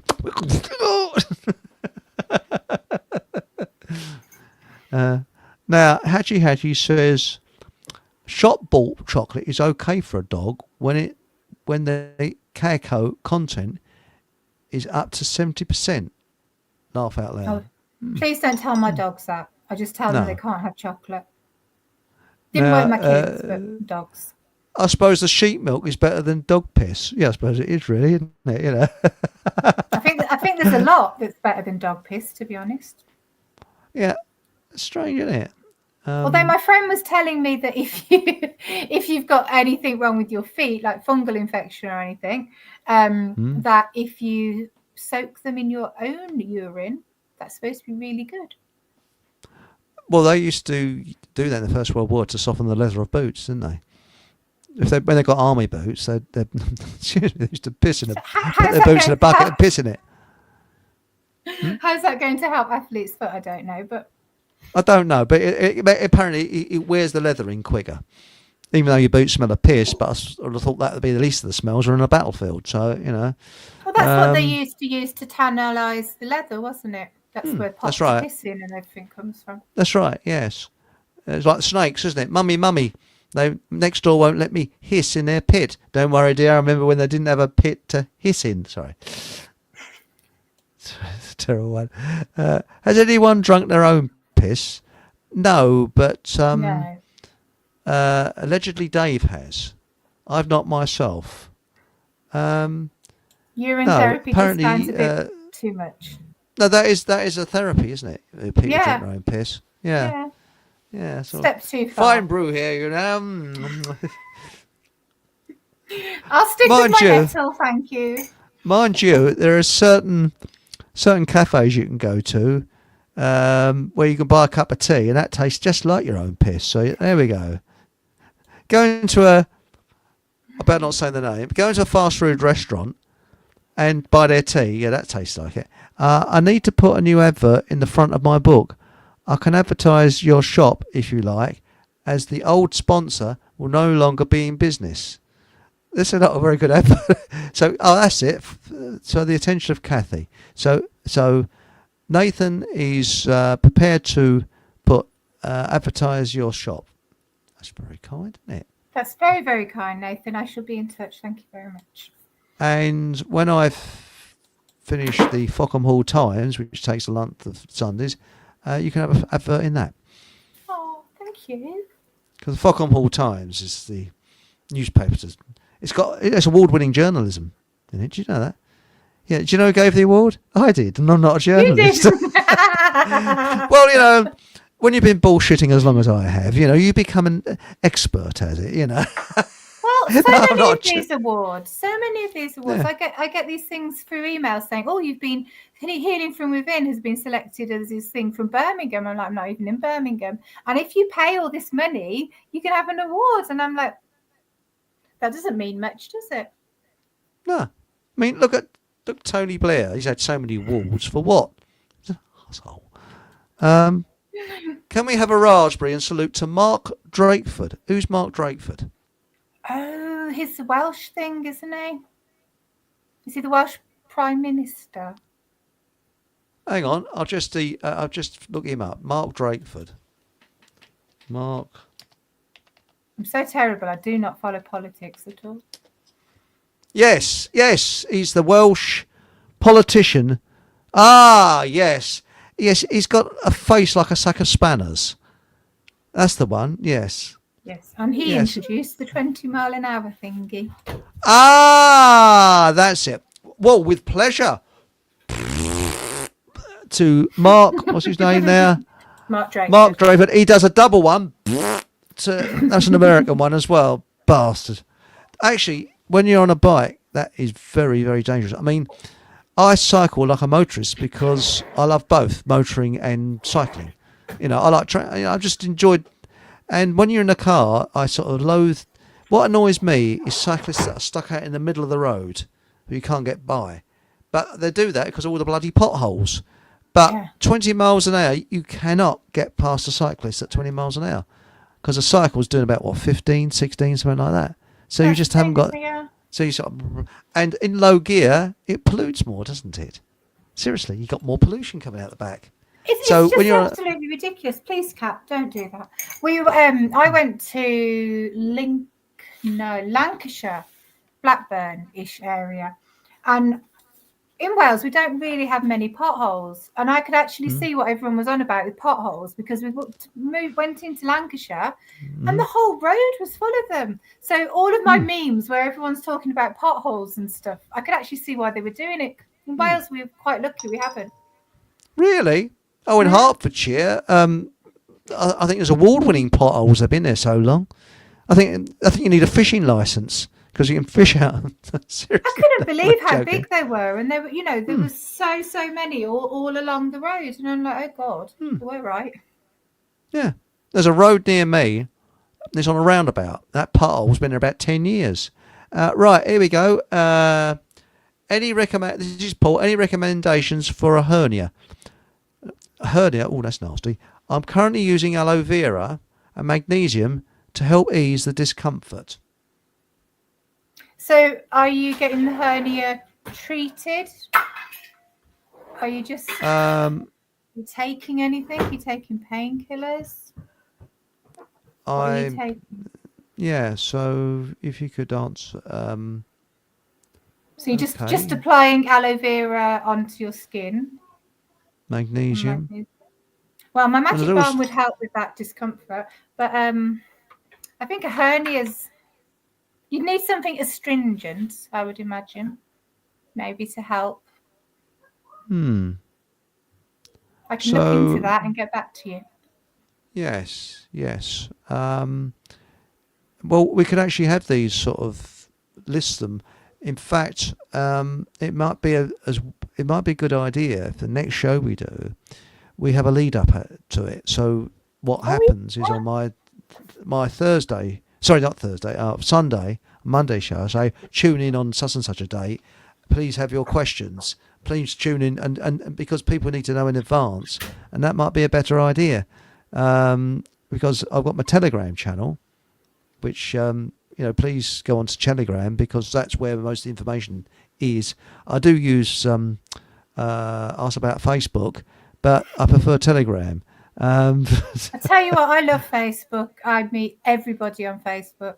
People say it's bad, and that's how I run my business, and I meet such amazing people. Yes. Don't really meet people sometimes you don't want to meet. No, I don't. Really? I don't have that energy, so I only have nice people on my Facebook. Now, Cleavers is coffee family too. Seeds contain some caffeine. Combine dandelion root and cleavers seeds for a decent coffee substitute. Yeah. I suppose they go to seed, in autumn time? Yes. Don't know. Yeah. And that's when you dig the roots up because all the goodness has gone back into the ground. But it's just dandelion roots are so little. No, this is the cleavers. Forever. Yeah. So cleavers take forever to collect their seeds. And dandelion roots are so tiny. Have you ever tried to pull a dandelion roots out? Burdock I don't know. Really? Well, the thing is, in America, it was called Confederate. They made coffee. They make coffee all over the world from it. I know that Germany did during World War II. But in America, it was called Confederate coffee because the Confederate Army, who were a bit poor, used to make coffee out of drying dandelion root over a fire and roast it. Yeah, and they roast it. And then you grind it down. And you make it. But it just seems like such an effort. I'd rather have nettle tea, which is just so much easier. You just literally go and snip them off. Yeah, I couldn't really bother sodding around with that, I am a lazy forager, and if something is really, I just don't do it. Male flowers are pathetic and skindly. Look at Edward Suzanne's. Female seeds are luscious and very true, dangle down. Well, we don't have dangly plants around here now. Now this is nettle seeds, I presume we're on about. Oh, Nathan said, Ike and Banana comment, you would split your cheeks. But because the other one I heard for piles was it garlic, but I don't particularly want to. That's supposed to be pretty good. But What would you do with garlic? hmm. Or would you just like slice it up and apply it? That would hurt. Yeah, you sort of ram up the rear end. No, thank you. Now, I put a link to Benadryl. I'll get there in a minute. Anyway, package insert on here, but YouTube removed it. And my next comment, yes, a lot of people have said that they removed comments. That's why I've got a BitChute channel as well. I've got BitChute and Rumble and Odyssey, but I haven't used Odyssey for a long time. But BitChute, you can only get it if you've got a VPN, because BitChute have actually pulled the plug in England, or Britain rather, even though they're based in Wiltshire, I believe. So I have to use a VPN to get onto it. But I'm still uploading I'm still using the BitChute channel. So if you put a comment in and YouTube remove it, go on to BitChute via a VPN, of course, if you're in Great Britain, and you can comment on there. It says here, Nathan's Lucius Desire said, YouTube won't allow you to post links in the chat. Miserable bastards. Not at all. I suppose Yeah, that's to miserable stop sods. spammers, isn't it? I suppose so, yeah. I'll pass on the piss, thank you. Well, I take the piss a lot, so there we go. Yes. Thanks, Nathan. If you search on that name and package insert, you'll find your side effects listed, along with some really, really exciting ones. Oh, that sounds exciting. And that's what they give kids, isn't it? Benadryl, I'm sure it is. Kids sleep. Cough syrup. Now, Paul's come back. He says, I'm awaiting a referral. This is for the hernia. I'm currently taking Gotu Cola, vitamin C. He's been talking to Miles. And then have aloe vera before bed. So you have Vera before bed. Does Vera mind? Is she a nice girl? I don't know. So do you drink the aloe vera? So do you get the aloe vera juice? But no. But Gotu Cola, that is very, very good. But vitamin C, I've not heard of yes. Gotu Cola. What is it? I don't know, but I have it. for my funny finger, probably. Boing. Well, I'll tell you what it's good for. Flicking things up. Boing. But it is improving what Miles has given me. That's good. So that's what you're taking for your finger? Gotu Cola? I don't know whether it's Gotu Cola for my finger or something else for me. No, it's the chestnut, I think, for my finger. Oh, no, that's for the piles. And it's worked. It's worked a treat, Well, yeah, it's a really good anti-stringent as well. See, I only know about local herbs. I don't know about foreign things because I don't want to take them. I'm a bit of a fussy one. So if you get piles, check your bike seat. Oh, and my car seat as well, it might be. I don't know, but still, who knows? But no, it was one that I got on and went, ah! Well, which of the 5 type hernia? So Paul, that's what the thing, the isn't 5? it? There's a whole so much. That's why I really like that idea. You can put all your information on your Telegram thing, and then we've got everything there. Then, but we can't give doctors advice anyway. But no, legally, Telegram. by law. The link to my Telegram channel is below here. We're very, very friendly. No smutty gags on there. It's all polite. Sometimes. But would I tell a smutty gag? Be honest with you. I mean, would I do that? No, They can get big. They can get big, but they break off so easily. Now it's just, I use 2 tablespoons of aloe vera each night. The hernia is at the top of my stomach.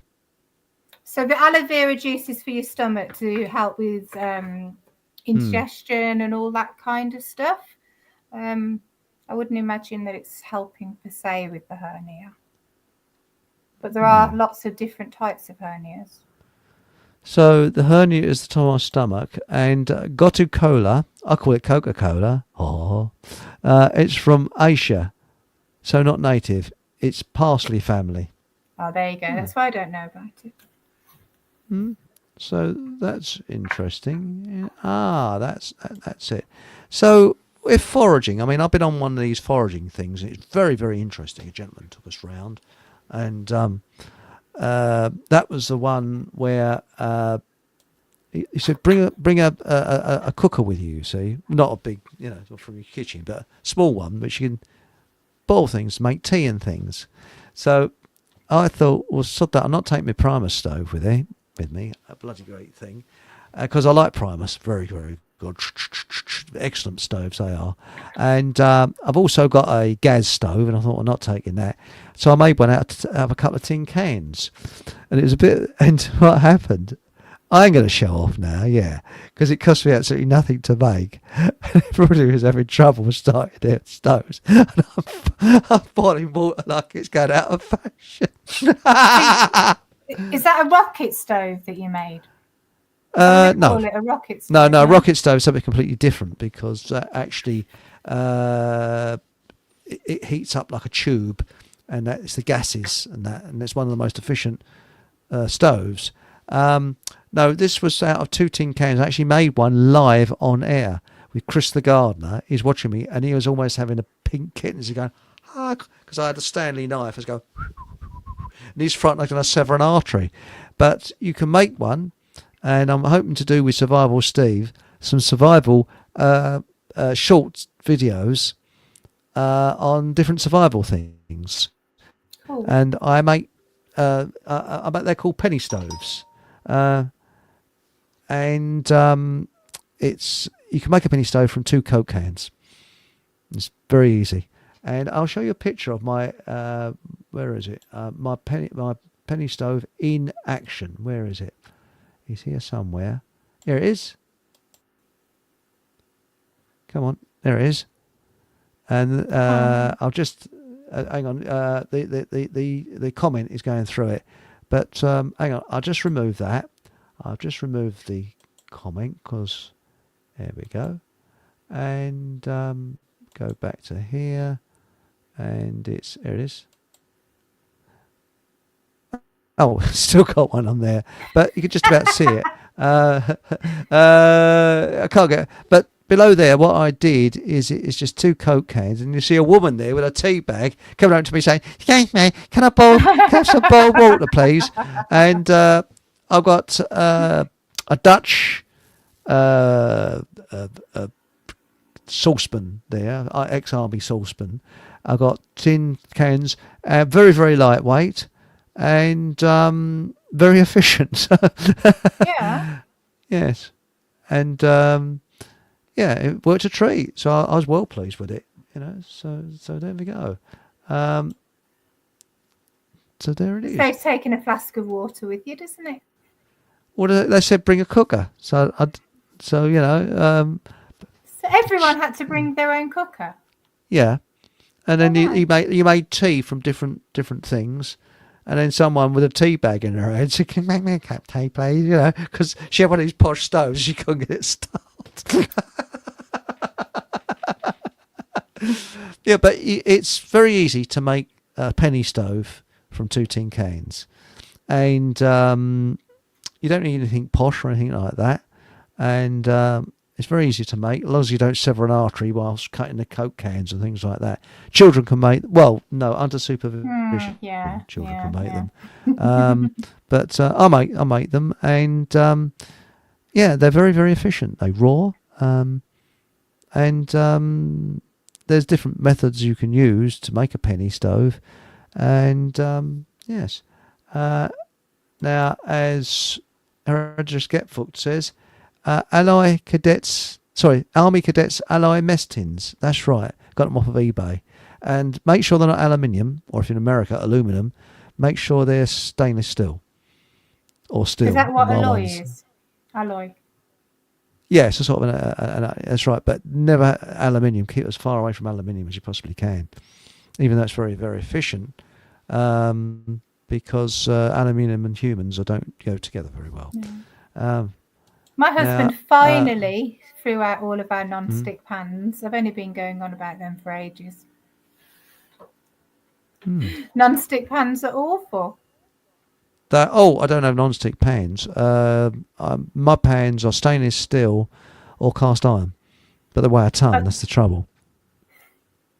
but that's how they should But be, isn't it? So it took my mm. husband a long time, but he's finally threw them out. So yay! The only thing I have got that's aluminium is a pressure cooker. I've got 2 pressure cookers, and what I do, I wrap the food in paper, a baking paper beforehand, so the aluminium doesn't get to it. Are And pressure that's cookers made of aluminium? yeah, not all of them. I've also got a couple of stainless steel ones as well, because I've got 4 in fact. But I use all different sizes. But I love pressure cookers, and the best ones come from India. You can, because they are world leaders in Prestige is all right, but the Indian ones, they got a special design to them. Hawkins, mine's a Hawkins, and they're very Hawkins good. are good, aren't they? Because we use them with mushrooms to sterilise the substrate. That's the only thing I use a pressure cooker for. Oh, you got a Hawkins pressure cooker? I don't know if The we've one with got the funny. Hawkins. We've got an Indian. They're We've got Indian. one from Indian. Yeah, it's Hawkins. Very English name. And you put the lid on. They've got a copy. What do you call it? I think they've got a patent on the lid. It's a special lid, which is a very good seal. Now, Barefoot Volunteer says chamomile, ginger, apple cider vinegar, castor oil pack, fasting, trampoline, message it. Okay. Trampoline in for a hernia. That would be. Explain, please, Holly. Explain. Yes. Yes. Castor oil pack. Yeah, definitely. Okay. Yes. Castor oil is very, very good. Very, very good for things, your skin and things like that. Non-stick pans are full of toxins, 100% correct. Courtesy of the DuPont family. Thanks, Paul, yes. Highly recommended the film Dark Waters. You'd never buy Teflon again. Yeah. I have to drip feed my husband, so. Yeah. Yeah. Oh, no, don't have Teflon. No. I use a lot of baking paper in what I do, and I sometimes mix up a sort of an omelette type thing. If you get a tin of tuna, you get 2 eggs, put it into a bowl, some red onion, chop that up, or some spring onions. I also put, but you don't have to do this, I'll put turmeric and cayenne pepper in, but you don't have to. And then you empty a tin of tuna into it. Make sure you get spring water tuna, not the tins with sunflower oil, because I try and avoid sunflower oil. You drain the water first, mix it all up, a little bit of milk. You do need 3 eggs, not 2 for this. And then I line a frying pan that's had lard greased on the paper and on the frying pan with baking powder paper, and you pour the egg mixture into the frying pan onto the baking paper, and it doesn't stick because it's on the baking paper. I'll put a little bit of olive oil in your mix as well, because that stops it from sticking. And of course you've got the lard, and then cook it for however efficient your cooker is until it's almost done, and then you can just flip it straight over with a paper. And So it'll still cook on the baking paper? Yes, it'll cook on the baking paper, yeah. Oh wow, that would save having to constantly burn the bottom of the pan, wouldn't it? Correct. And you turn it over though to cook both sides. Yeah. And it's delicious.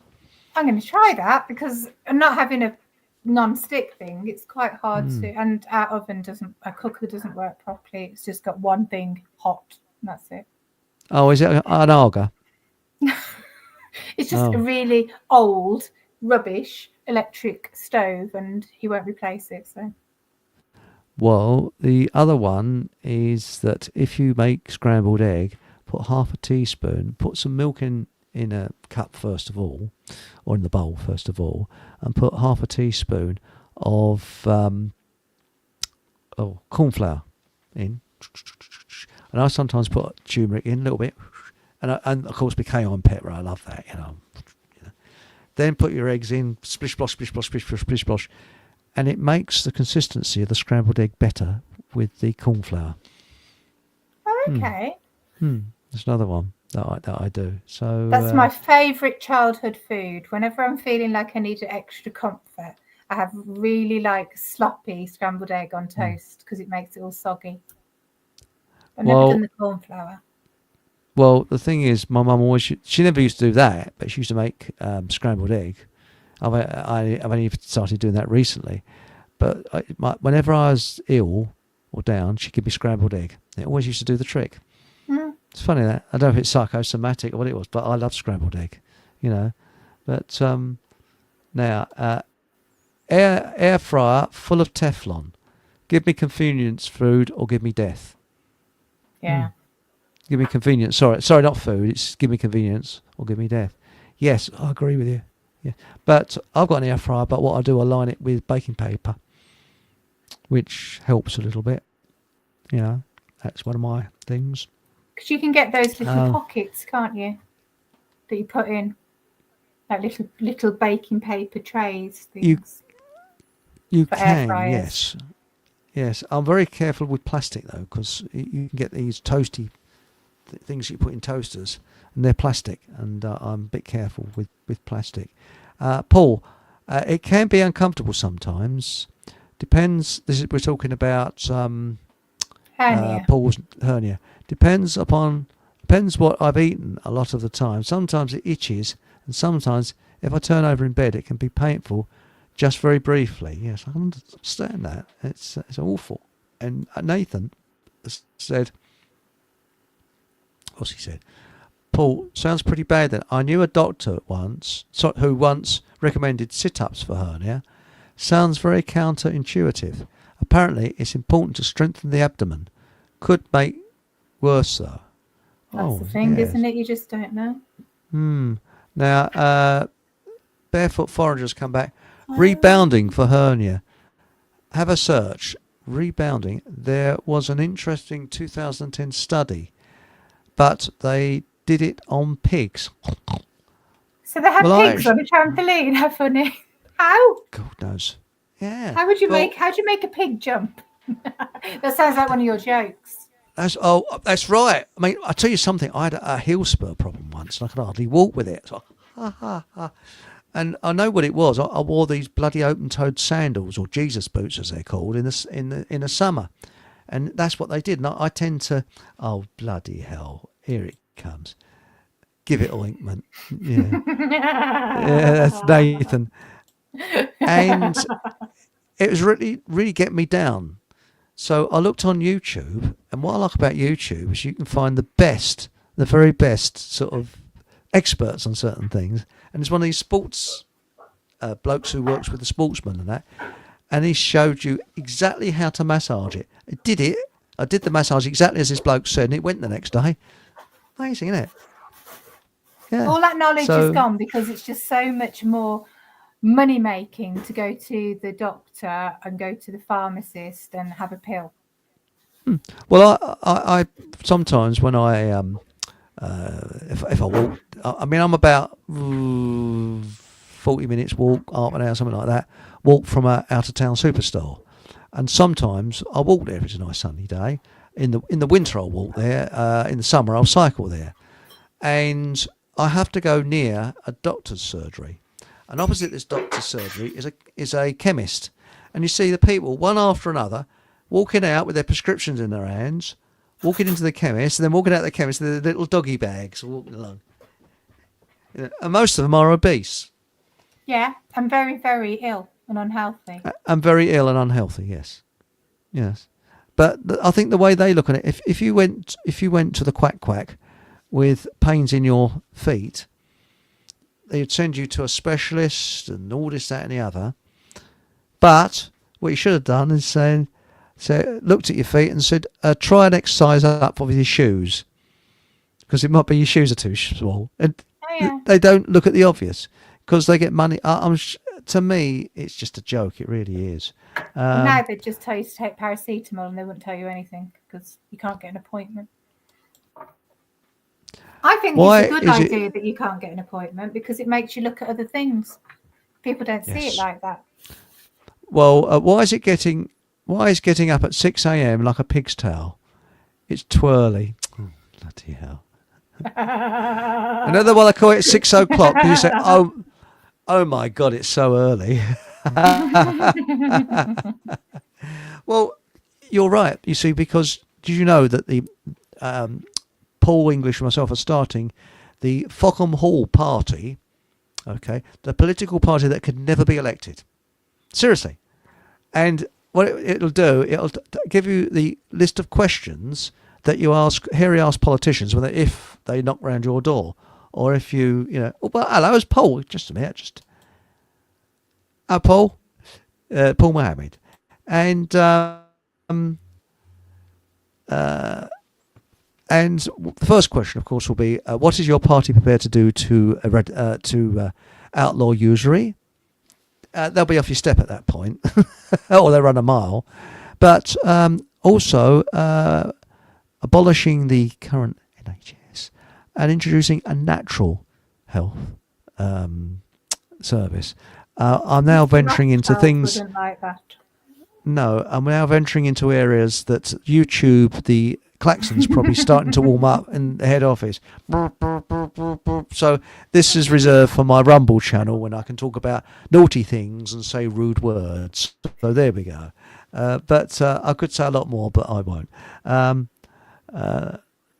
What's this say? I would be concerned that a pig on a trampoline might pull its hamstring, as Paul. Sadly, it was using a device that simulated rebounding. And Poor pigs. Nathan said, barefoot foreigner, did they put the pigs on the trampolines? Tossed pork. Did they make the hernia worse? Pulled pork. Oh, Paul, sorry, mate. Comments deleted. Yep, that's YouTube. Yes. We could do a raspberry for them as well. Do you know, there's a chap in Siam. He's a Brit. He's English, and he lives in Siam. And he gave up commenting on my videos on YouTube because he'd do a lovely comment, and then he'd press the button, it'd disappear into the wherever. And it's the reason So again, that's why he comments on my BitChute channel. So if you want to make a comment and YouTube keep deleting it, go onto my BitChute channel because it's uploaded every week. The show every week on my BitChute channel, which is Eric Von 6. Link is below here as well. Yes, it's irritating when they do that. Always. Anyway, we're coming up to time, and whilst I'm talking here, I'm going to look at the outros because I bleeding lost them. And here there's an outro here, and here it is. And coming up, I'll just read out what's coming up in the shows. Paul English this Thursday is going to do a special because the 8th of May happens to be the 80th anniversary of VE Day. Or as there are so many Americans over here at the time, and a lot of troops from all over the place, or VD Day. But we won't go into that. And now VE Day, it's 80th anniversary. So all you have to do is go on to Rumble, and it's Paul English Live. You can find out the links on my Telegram channel. Again, the links to my Telegram channel is below here. Now, next Sunday, I have Monica on. I won't mention her surname because I think she's banned from YouTube. But she's her parents were German and they went through World War II, but she lives in Canada. So Monica's coming on Sunday, and Survival Steve is back next Monday, and then we've got coming up a little bit later in June. We've got the D-Day Alternative Special. So I'm going to do every year I do an alternative special. So very different. Again, it'll probably be on Rumble because it'll be banned on YouTube. So there we go. So please join us soon. So if I'm not back next Monday, go on to my Rumble channel, because if YouTube have banned me, then go on to Rumble, because the show will still go ahead on the other channel. So I better say that just in case. And I believe I'll have to send you a Fockham Hall guest list through, and we'll arrange a play time. When do you prefer Mondays? Now, for example, do you prefer the Sunday where it's radio, or the Monday where we got video? Don't mind. Don't mind at all. Monday is scouts, so the kids are out, but they'll come descending back about 8:30. But no, it doesn't make a difference. That's funny, Elizabeth, because when I was at that difficult age, when boys start to notice girls and girls start to notice boys, my dad took me to one side. He said, "Son, always remember, Boy Scouts and Girl Guides." I didn't quite understand it then. No. Think about it. Is this why you're going to get kicked off and put onto Rumble? Probably, yes, yes. So anyway, what we're going to say is, so I'll send you the guest list through, and what it does, it shows you the different shows, and any dates you want to fill, please do. Survival Steve is normally pretty flexible, but if we can arrange things, and we'll talk after we go off air in the green room, shall we? Okay. Yes. So anyway, thank you very much, everyone, for joining us. And this is a time where I normally waffle, because then I'm trying to find where the outro is. Oh, I've got it. And so thank you, everyone in chat. And we could all, we could have people could have a list of our ailments. Nothing too disgusting, like I don't know what to say. My cat's got a ball on its bum. What should I do about that? Things like that. It puts people off their tea, things. So thanks for joining us tonight. That's easily sorted with some plantain. What, ball on your bum? Yeah. Really? It draws it out, doesn't it? Yes, it does. It's very good. What was it? They used to put bread, poultice on to draw a splinter out of your finger. I wonder if the plantain would do that as well, draw a splinter out of your fingers, because I'm always getting splinters. I'm sure it would. Because I just keep scratching my head. That's the reason why. But that's it. Anyway, Kathy, thank you very much for joining us tonight. And is there anything you'd like to say to the chat or our audience before we sign off? Thank you for having me. It's been great fun. Thank you. And thank you for coming on. And I'm sure Kathy's going to come back soon with a brown, don't worry, I'll give you a brown envelope with a few fop bobs inside, a bit of bribery to come on. And whatever, so it's every week, whatever happens, have a bloody good laugh, and good night. Thank you very much. Hang on, what's happening? Thank you very much, and if you could kindly put your thumbs up, that would be very, very helpful. And if you haven't already subscribed, please do. It really does, help a lot. And if you're feeling particularly generous, you could buy me a coffee. Details are down in the description box.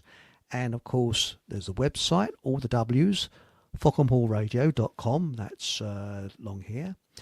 And why not pop into my Telegram channel? Again, details are in the description box.